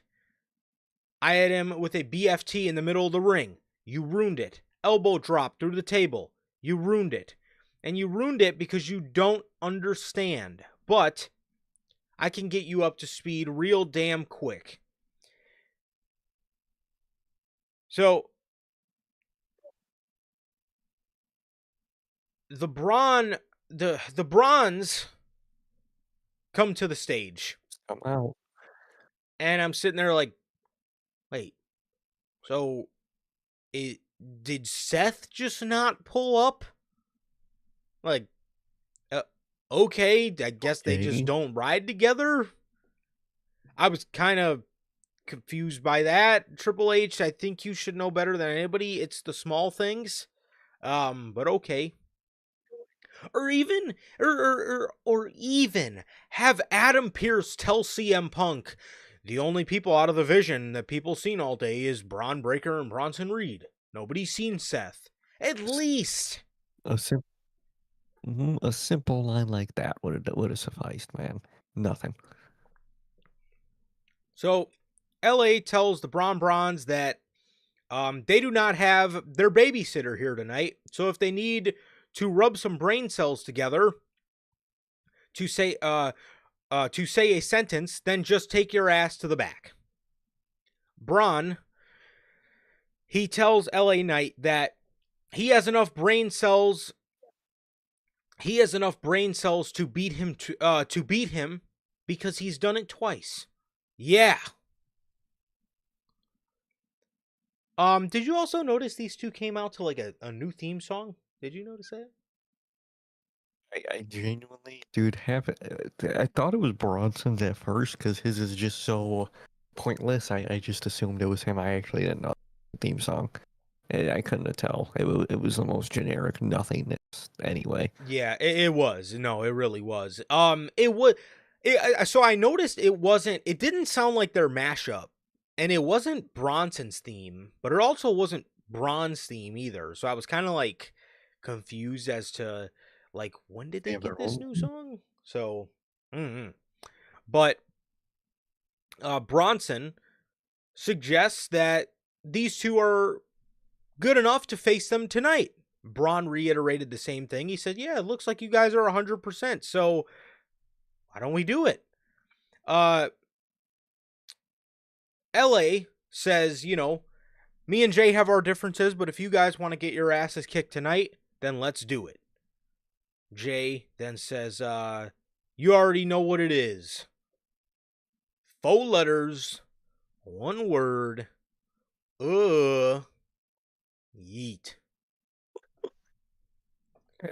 I've actually, this sort of like teetering on like a heel Jey Uso stuff, and now like I obviously know he's not gonna turn heel, but like that's kind of what it gives. Yeah. It just gives like darker vibes. I've actually liked it a lot more. I like it a lot more than that Mania season, colorful John Cena wannabe Jey Uso. Oh, 100%. That's what I was going to say too. I much rather prefer this than to the wannabe Fruity Pebbles. Jey Uso, and I like this, like, wants to be serious overall and kind of sick of the bullshit. Jey Uso, man. Yeah. I like it. 100%. 100%. So, that was the open to the show. To be honest, man, to me, I was just kind of like, ugh, because it's just like the same main event. It's like, oh, Vision versus baby faces. That's kind of like the problem WWE had in 2023, where it was just always Judgment Day versus baby faces. Now it's just Vision tag match. So I was like, oh, okay. That is what they had in mind for the Paris Monday Night Raw main event, which you did like AJ and Dominic at like like an hour and a half into the show. Being that there was an AJ Styles match on the show, why didn't that main event? It's a title match, dude. Why just have the title? At the end of the day, nothing that happened in that main event warranted it to be the main event, and you could easily done the Dom match in the main event. Now I would have been even more pissed due to the ending of that match if it was the main event, but at the end of the day, it still should have been the main event. Yeah. EO tries to is in the back trying to apologize to the Kabuki Warriors, and they accept her apology. She then says she has something to tell them. Asuka cuts her off. She then asks them if they need any help, and Asuka says, "We have no time," and they walk away. So she says they have no time and they're gonna go deal with the Judgment Day for her. And Asuka and Kairi Sane walk away. And then they go face Raquel and Roxanne, which the Kabuki Warriors beat Raquel and Roxanne with an Asuka lock to Roxanne. So that was. Mhm. No, go ahead. I did like that. I like how Asuka just straight up just beat the Judgment Day, and I like how it's like Asuka proving that, you know, her help does matter to Io, and you know, she can fucking go. And I did like how she just straight up beat them. I did like that. Yeah, I see what you're saying, for sure. I see what you're saying. It is yeah, that's definitely that is, yeah, that's definitely a good way to look at it. That's definitely a good way to look at it, because sometimes I can be a little bit numb to these Judgment Day matches. But yeah, that's actually that actually does make sense now that you say it like that. So there you go. Next, Adam Pearce announces the women's championship situation. And what does this dude announce? Well, this dude announces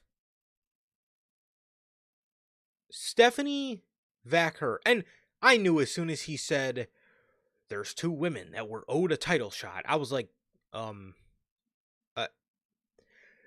dude made it sound like he signed some free agent or something that was gonna come and shock the landscape, and dude acted like this was gonna be some crazy idea that he had. What exactly did you have to finalize last week? I gotta finalize some details. You had to finalize some details for some matches that were already, for some people that already were owed title matches? Huh? Literally, dude. You could have easily done this at fucking Clash, and now you're 1000%. waiting. Just literally. He announces Stephanie Vacher versus Io Sky at WrestlePalooza. He says the first time on ESPN, we're going to crown a new women's world champion. And that right there is exactly why they did it. They wanted to save it for WrestlePalooza because it's their first time on ESPN. So they want even more of a, I guess, bigger feel to the show, which that show, if things pop off as quick as expected, that show is shaping up to be ridiculously good. It is, dude. They're literally pulling out all the fucking stops for that show, and it's to the point where it's fucking annoying. Where it's like you could easily just put this on fucking Clash, but you Yeah. you have to just stick it to All Out, and you have to. We have to wait fucking what 2-3 weeks with no women's world champion on your flagship show, just so you can stick it to AEW. What the fuck, dude? What the fuck? Yeah, so we will be getting Stephanie versus Io at WrestlePalooza. As far as the match goes, I'm obviously excited for it. We're gonna get an Io and Stephanie match. I hope Stephanie does win the world title. I hope so. I think Io just would. I think Io has more on her plate with Rhea and the Kabuki Warriors that can keep her busy, while Stephanie is the women's world champion on Monday Night Raw. So I would actually, I'm really hoping Stephanie does win the championship, but as for the match, I mean, I get it. I mean, I would have loved for it on Clash in Paris because in turn, the women's match we ended up getting was Becky Lynch and Nikki Bella.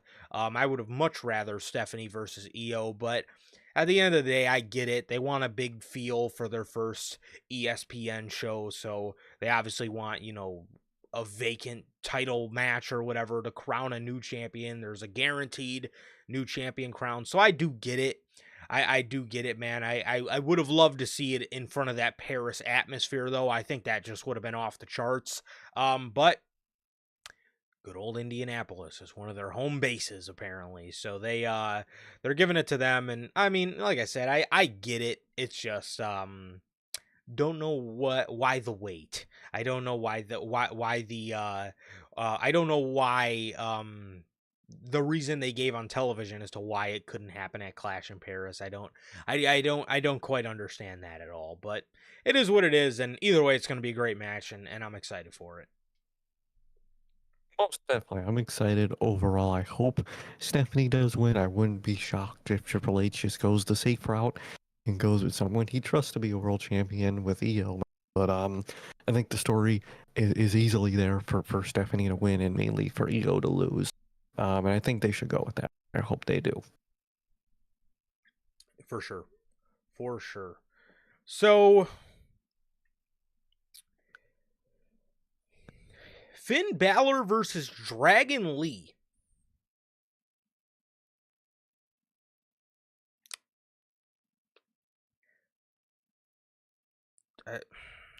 Don't get me wrong. I love both guys. Uh, Yeah. I think Finn is tremendous. I think Dragon Lee is tremendous. What in the randomness is this? Yeah, they're both coming to the ring, and I'm like, we're getting a Finn Balor and Dragon Lee singles match. And I was like, okay, kind of came out of nowhere, but all right. Finn, Finn picks up the victory here. Dragon Lee takes out JD McDonough on the outside, and he goes to hit Finn Balor with a Tree of Woe. I'm assuming it was gonna be like a drop kick or a stomp off the top while Finn was in the Tree of Woe. But Finn grabbed his mask, pulled Dragon down to the mat, got up to the top rope, hit him with a coup de grace, and that was that. Match was fine, rather random, but it was fine, and yeah, that was pretty much about it, dude. Yeah. Pretty basic. Most definitely. It happened. It was a match that happened. I like both guys individually. And yeah, it was a nice, fun match that happened. Like Fucking raw. this is what you're putting on for France. We had a whole mid card scene that was really fucking good and It's genuine, awesome. and this is what, and these Dragon League could have been a great part of that. And Yes. then you have random Judgment Day nonsense versus just Dragon Lee for Oh, whatever reason. and here's my thing. We Okay. have a report for Friday in regards to Ilya Dragunov, and when this show was said and done, I said to myself, why was he not on the show? Because that would have been like, dude, imagine AJ Styles wins the Intercontinental Championship, and Dragunov comes out to confront him. Come on, bro. Bro, Oh, it's so goddamn perfect, dude, and come on, nothing. man. Nothing. And we'll get to that. So, yeah, we will. Asuka's in the back, mad at Io Sky for talking to Nikki Bella. Nikki was basically just congratulating her that she got, a title match. And Asuka came up, was mad about it. She tells Io that Nikki is not her friend. Okay. Jealous. Yeah. Oh, man. So... You know. Yeah, like this guy over here. So Adam Pierce tells Adam Pierce Adam Pierce is in the back, and he tells Dominic that Finn and JD McDonough are banned from ringside for his Intercontinental Championship match. Honestly, bro, I'm an idiot. And I got my hopes up a little too much here because, to be honest with you, to be 100% honest with you, bro, I wanted AJ Styles to win. I wanted AJ Styles to win the IC title here tonight. I really did. Same, dude. I totally wanted to win. I got my hopes up, and I totally forgot about the nothingness that was the Dom backstage interactions with how he retained, man. I dead ass totally forgot about that Me because it's too. completely pointless. And he means nothing. And El Grande means nothing to this show now. And I dead ass totally forgot about that. And Yep. I thought this was the ticket for AJ too, man. Because did you see how happy that motherfucker Finn was when they got banned from the fucking Yeah. match? Yep. Like, dude, Oh, he was just cheesing. end the group, dude. End the group, dude. It's so obvious, bro. Just end the group. Yeah, he's like sitting there laughing at him, like because Dom's freaking out and fucking. I like. Don't get me wrong. I love when Finn does that, but at the end of the day, like, dude, we've been doing this for a year. Like, is it funny when he does it? Yes, because he's always trying to slime his group out. But like, just slime the fucking group out, bro. Like, what? Why? Like. It's just it's so stupid to me, bro. Like why why are we just sticking it out with this group that you clearly don't like? It just doesn't make sense to me at all. But whatever. We're probably going to be sitting here 2 fucking years from now talking about the same shit. But that's that. The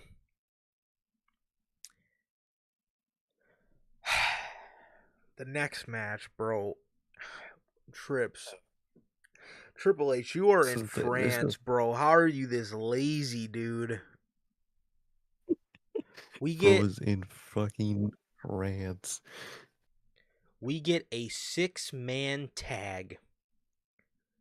Penta and the War Raiders versus the New Day and Big G.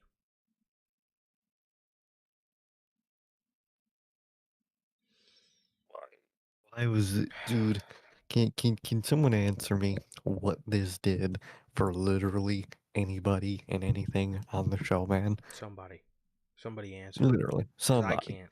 Somebody please answer that question for me, man. Because holy hell, what, what, what was the point of this? What did this accomplish? Nothing. They didn't accomplish a fucking Literally thing. nothing. So, yeah. Penta and the War Raiders versus New Day and Grayson Waller. Now, the only thing that was cool from this was Penta got to perform in front of the France crowd who loved him, and they loved the War Raiders as well. Penta Thinking, dude, is hilarious, bro. Did you see him just marking out for himself? Like on the entrance ramp, the War Raiders are like waiting for him so they can all like rush in the ring, and he's all the way down the ramp, just like doing his strut and like dapping up with the fans. I'm like, this dude is having the time of his fucking life right now. that man kills me. He's just like fucking like Jeff when fucking Jeff returned to Mm-hmm. fucking help Matt and he was fucking hitting his little dance, dude. Yep. Penta's just like that. And I love it, dude. He's feeling himself, doing his little strut, fucking dapping up with every fucking fan possible. It Yeah. is hilarious, dude. He's great. And this is what they're sticking him with is random fucking nothingness. We haven't seen the War Raiders in like 8 fucking months. It feels like maybe like 2. Just me over exaggerating. Yeah, we literally haven't seen the War Raiders in like 2 months, and this is what and then now they're just back. That is if that ain't some Tony Khan shit, then I don't know what is. I was thinking, imagine, War Raiders with actual tag team momentum on the show in France doing the war chant during their Bro. entrance, dude. Ugh. Come on. And they were still Come doing on. it. This is why you. Imagine if they were over. Yeah. Yeah. Imagine if they actually had momentum.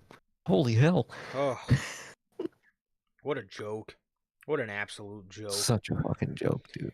The match ends with a fallout into a Mexican destroyer on Xavier Woods. Does anybody care? At least Penta got a win. Yes, this is true. Yes, Penta did pick up the victory, but I guess he's just continuing to feud with the New Day, and now the War Raiders are his boys. I guess I don't. I guess. I don't know. Now, what would make sense is if Penta went weeks being outnumbered by the New Day, and then guess what you could do? You could draft Rey Fenix and Andrade on the same show as Penta. Oh my God! Dude.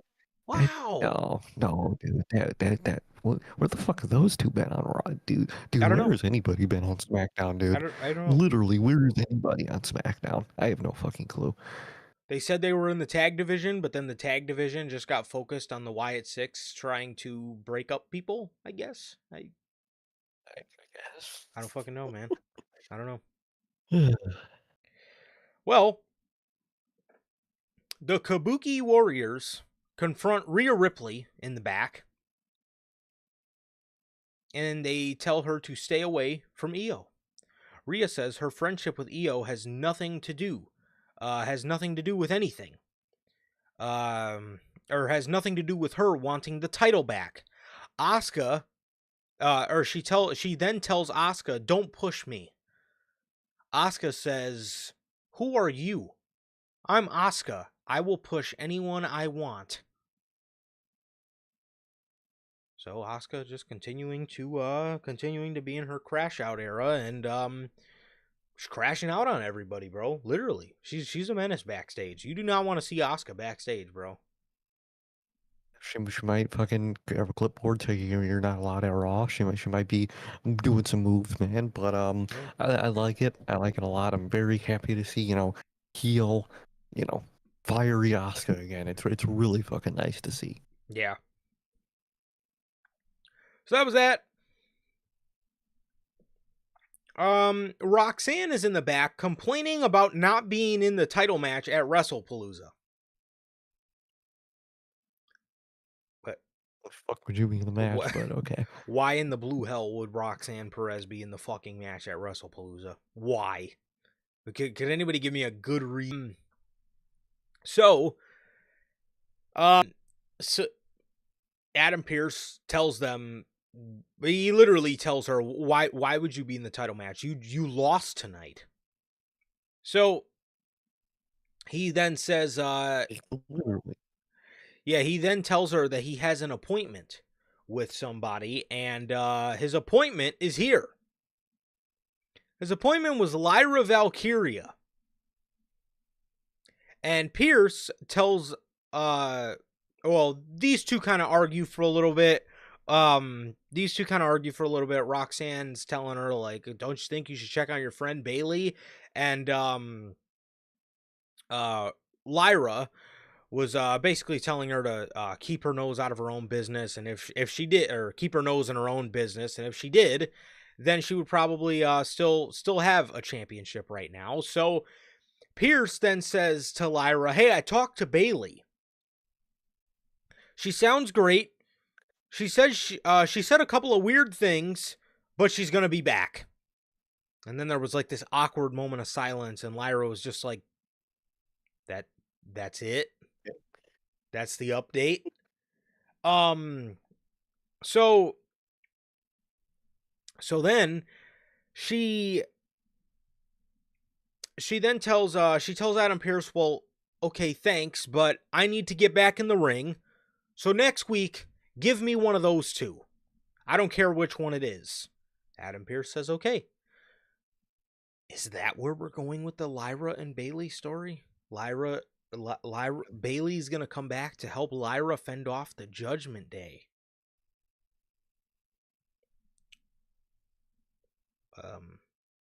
Could have just find a way to put Lyra in that women's title match, make it a triple threat, and have Bayley return and screw her over, dude. Because I know what's gonna happen. She's gonna come back.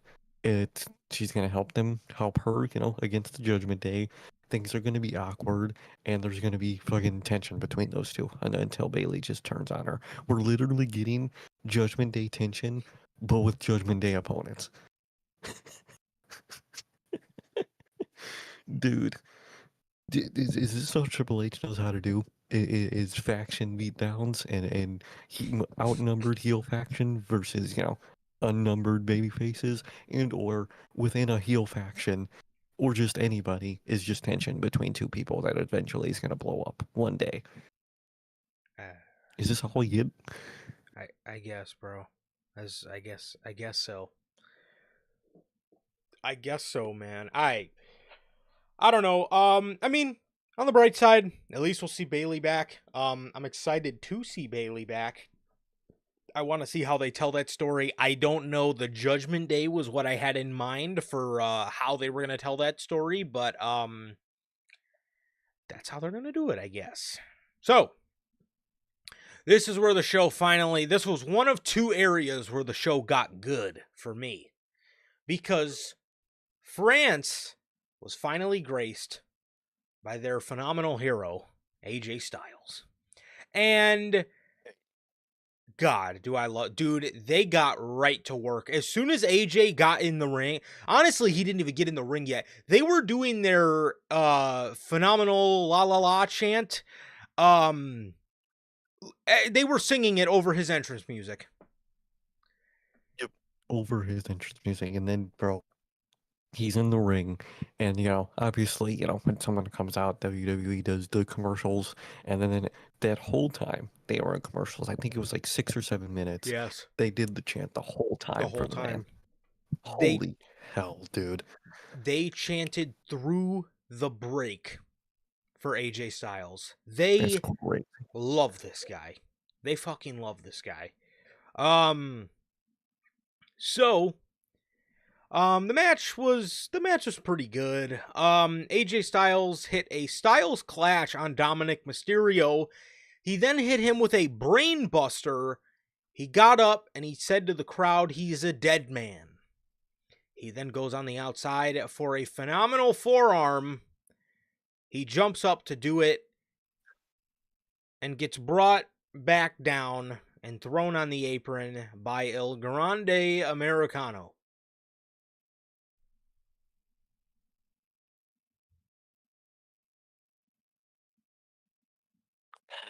I totally forgot about this fucking idiot.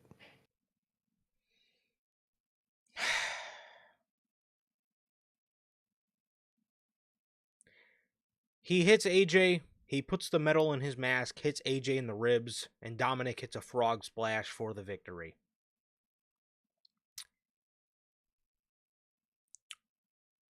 Why? Just why?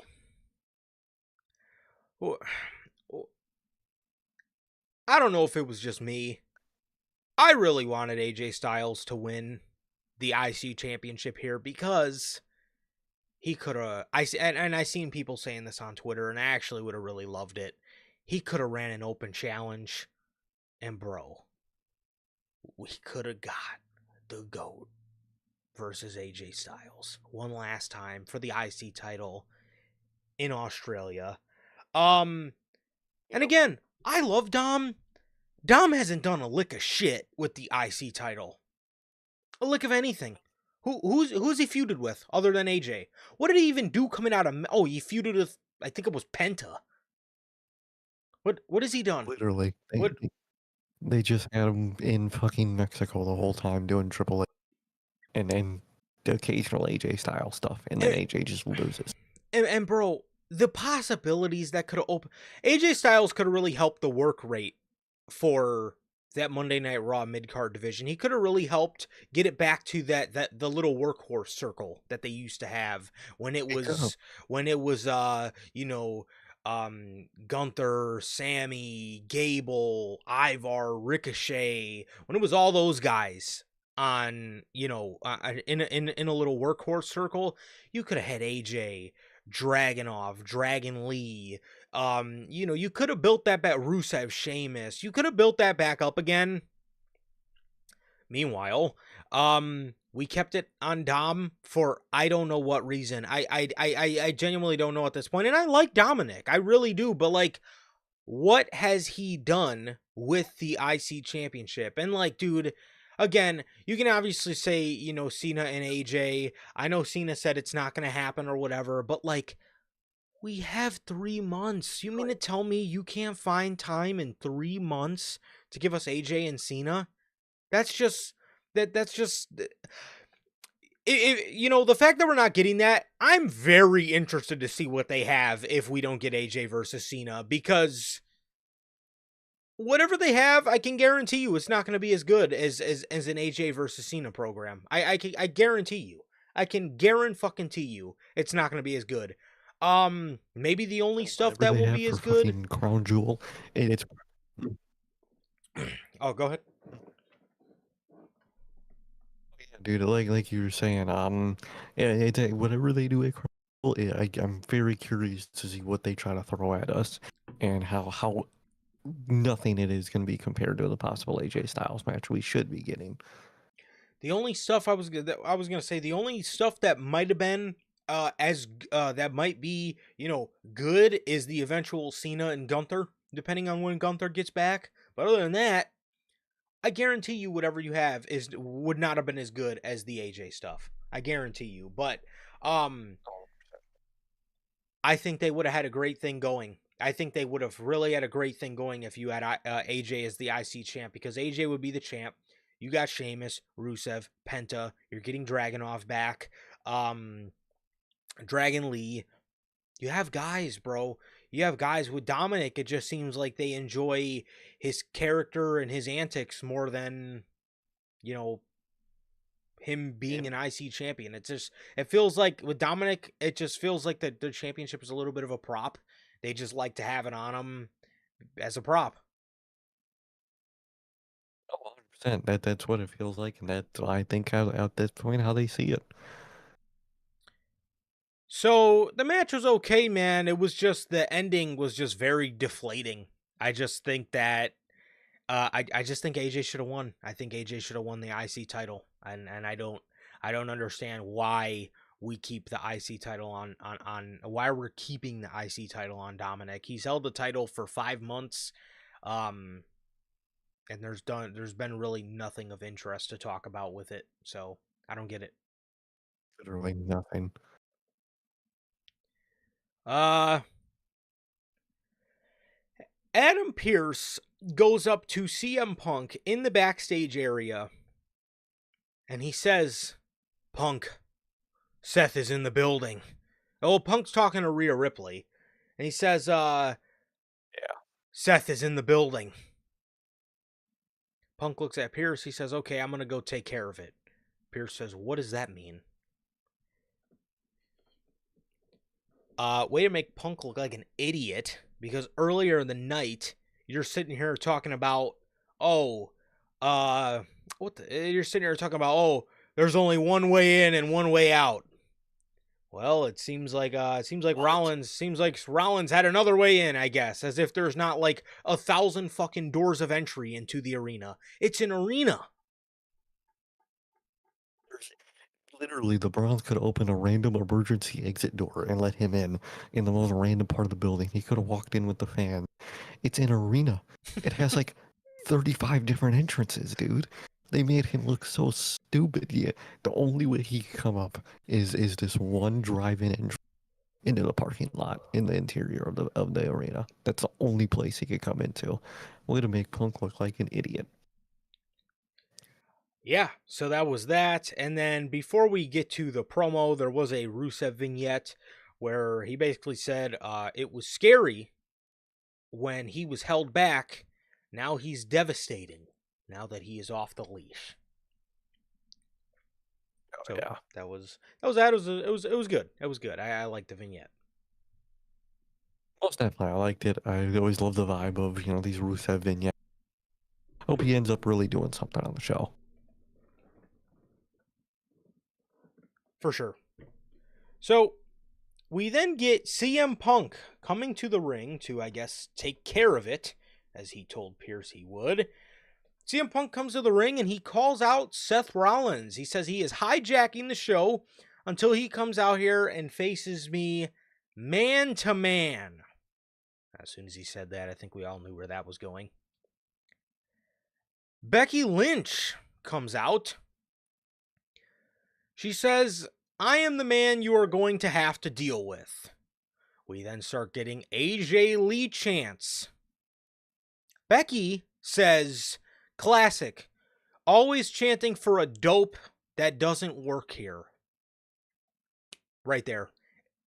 If they don't give us AJ Lee, you have every reason. Because now she's acknowledging, now they're acknowledging AJ Lee chants on live television. So, now you have to do it now. You have to. 100%. 100%. CM Punk tells Becky, this has nothing to do with you. So unless you can get your phone and call out Seth, or he says, this has nothing to do with you unless you get your phone out and call Seth to get his rotten ass out here. Becky says, you don't tell me what to do. This has everything to do with me. Because what you have done is, what you've done hasn't only affected one person in my family. Punk says, do I care? He then says, you know what? I see where this is going, and I don't want any part of it. He goes to get out of the ring, and she stops him. She says, no, you're going to listen to what I have to say. I had to listen to you tell lies about my husband, the greatest man I've ever known, the father of my child. Punk says, your husband's a coward. She says, he's sacrificed more for this business than you will ever know.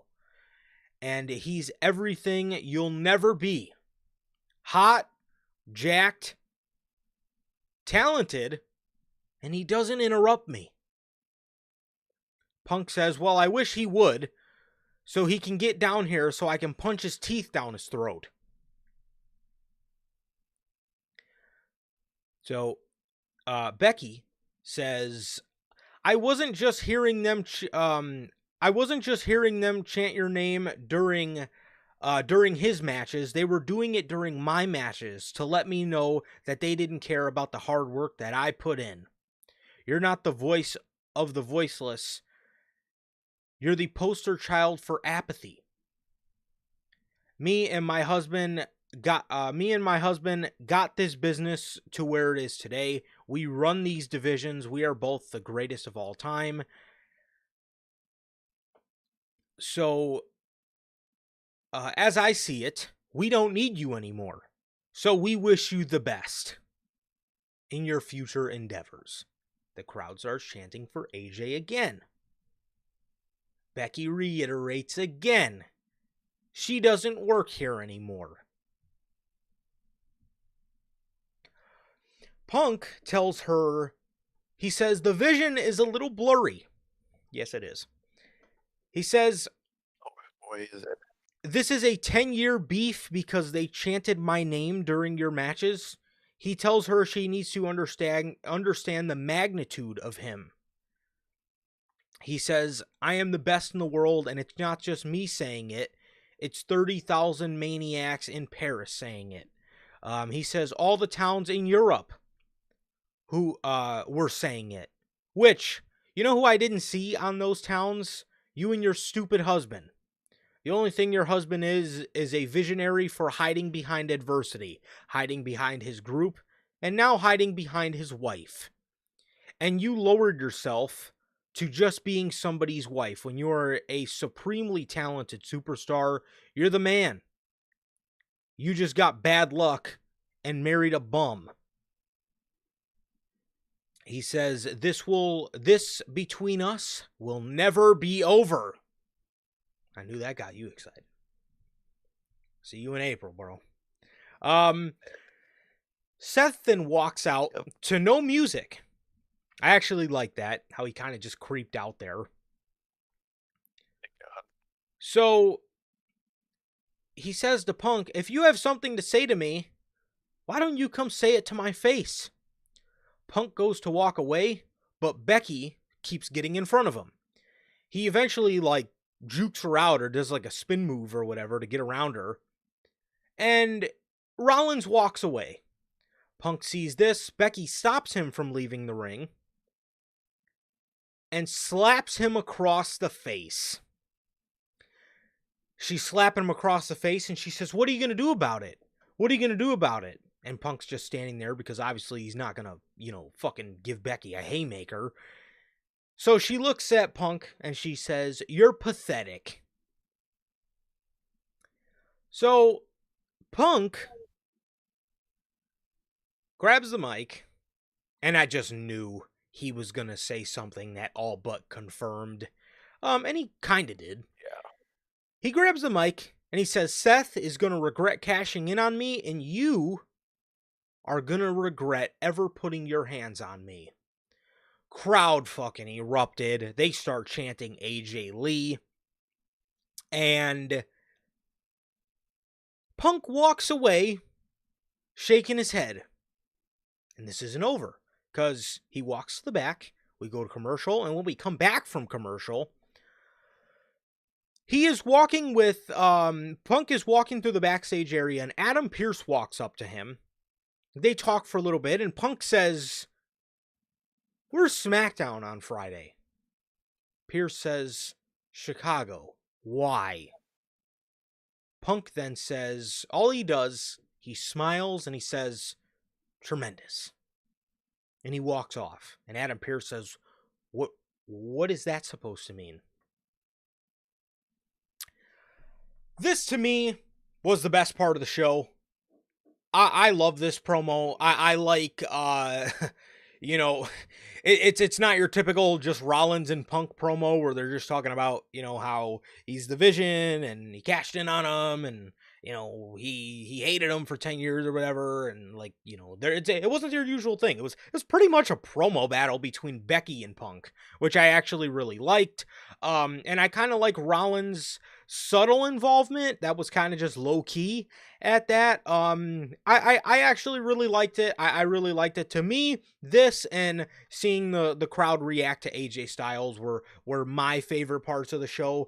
Other than that, this show did not fucking pop me, man. But this to me was the best part of the show.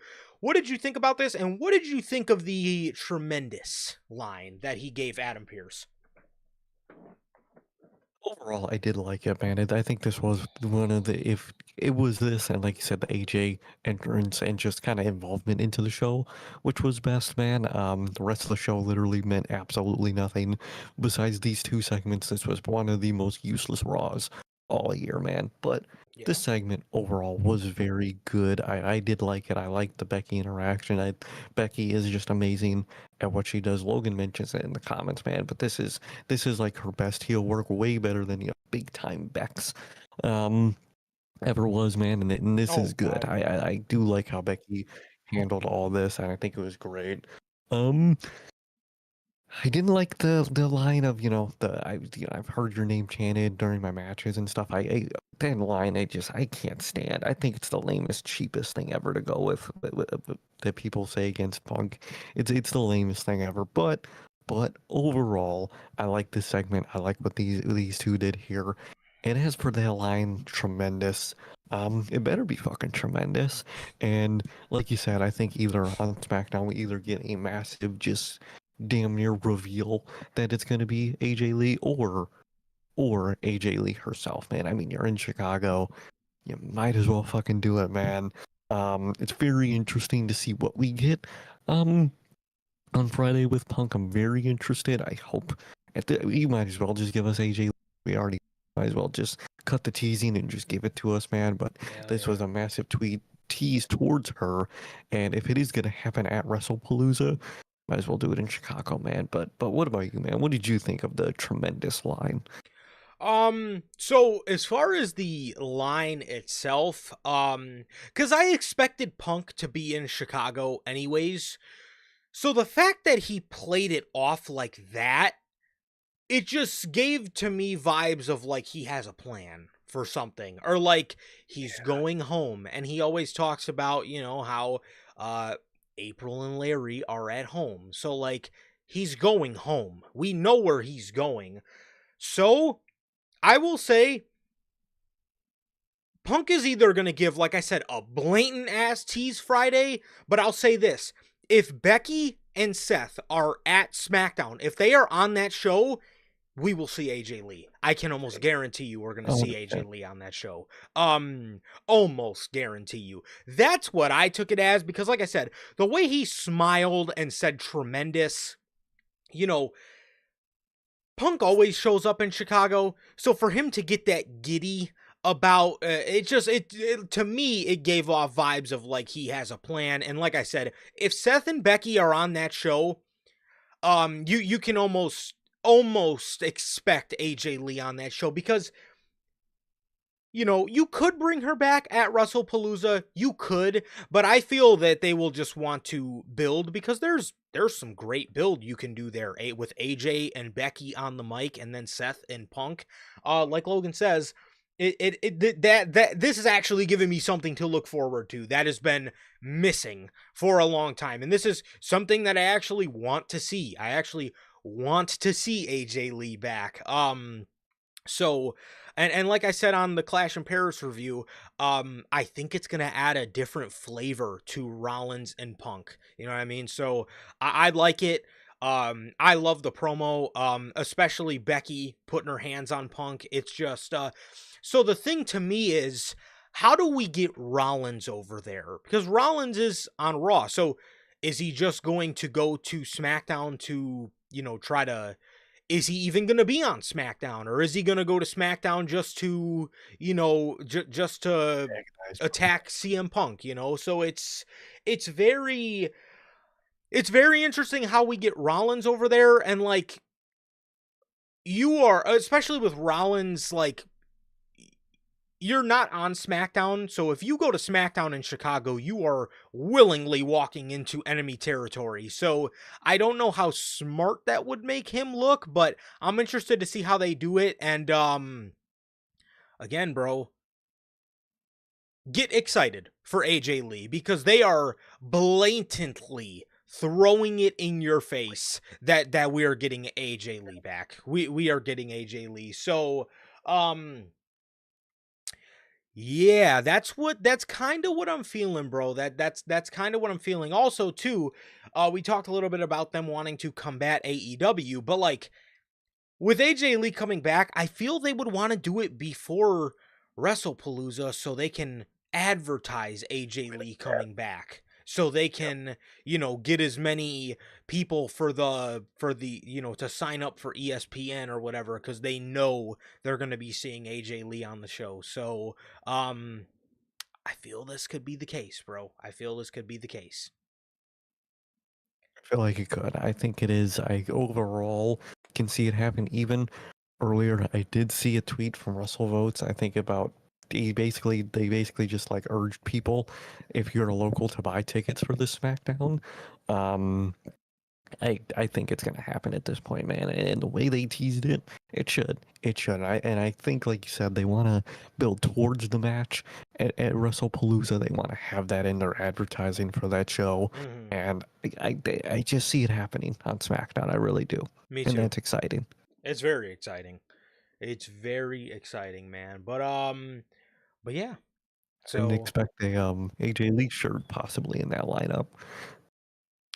Nah, you know WWE, it'll come out on the shop after, and Yeah, then they'll be like, it's a special event yeah. item, and it's gonna take 30 days to give us 30 days to make it, or their whole Yeah, you know jazz. what they did with Punk. Yeah, I don't know why they wouldn't prepare T-shirts, but you would it's think. fanatics. But yeah, You would think. You would think. it's So the WWE TV. Yeah, that's what I got out of it. That's what I got out of it, man. But I'm excited. I'm even more excited for SmackDown than I already was because I was just excited to see the GOAT. But now Yeah, we have opened three the goats. door. Okay? We We have might see three fucking goats. literally, bro. Literally. And then the main event was Braun Breaker and Bronson Reed versus LA Knight and Jey Uso. By the way, this show did end up going like basically 3 hours. I was very shocked when Punk came Yeah. out at the start of the last hour, and I was like, oh wow, they basically had like a whole 30 minutes onto the show with that segment. Yeah. So this was longer, and boy, was this main event not worth the wait for the fucking No, it was not. like, It was just Braun Breaker mopping the baby faces, bro. Jey Uso hit a splash on Bronson Reed. He got up and got speared by Braun, and that was the main event, or that was the end of the match. Yeah, a lot of times they just really do Bronson a disservice because they just make it seem like Braun is the only one that's player. like beating people. So it'd be nice if they And shared the that's the wealth a little thing. bit. They really should because like everybody already like kind of naturally knows that Braun has like an easier time of being a top guy, Yeah. you could say. So I don't know why they don't put their focus on Bronson to get him to that same level of anticipation to be a big guy in the future, and then they be treated more equal.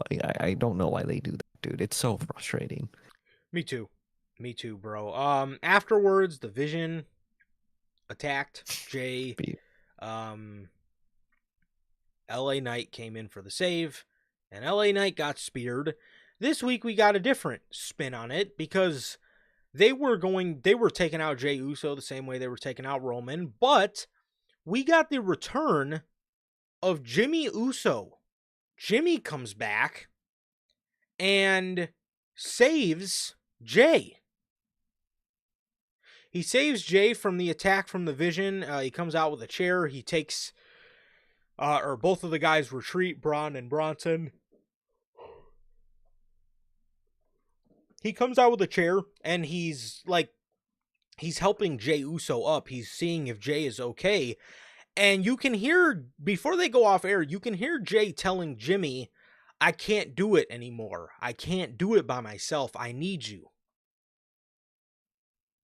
Thank God. It looks like Let's get we are finally getting the fucking Usos back together. It's about dude, I'm damn pumped. time. I'm very pumped. That's very exciting. At first, I was like, "Why the fuck is Jimmy Uso coming out?"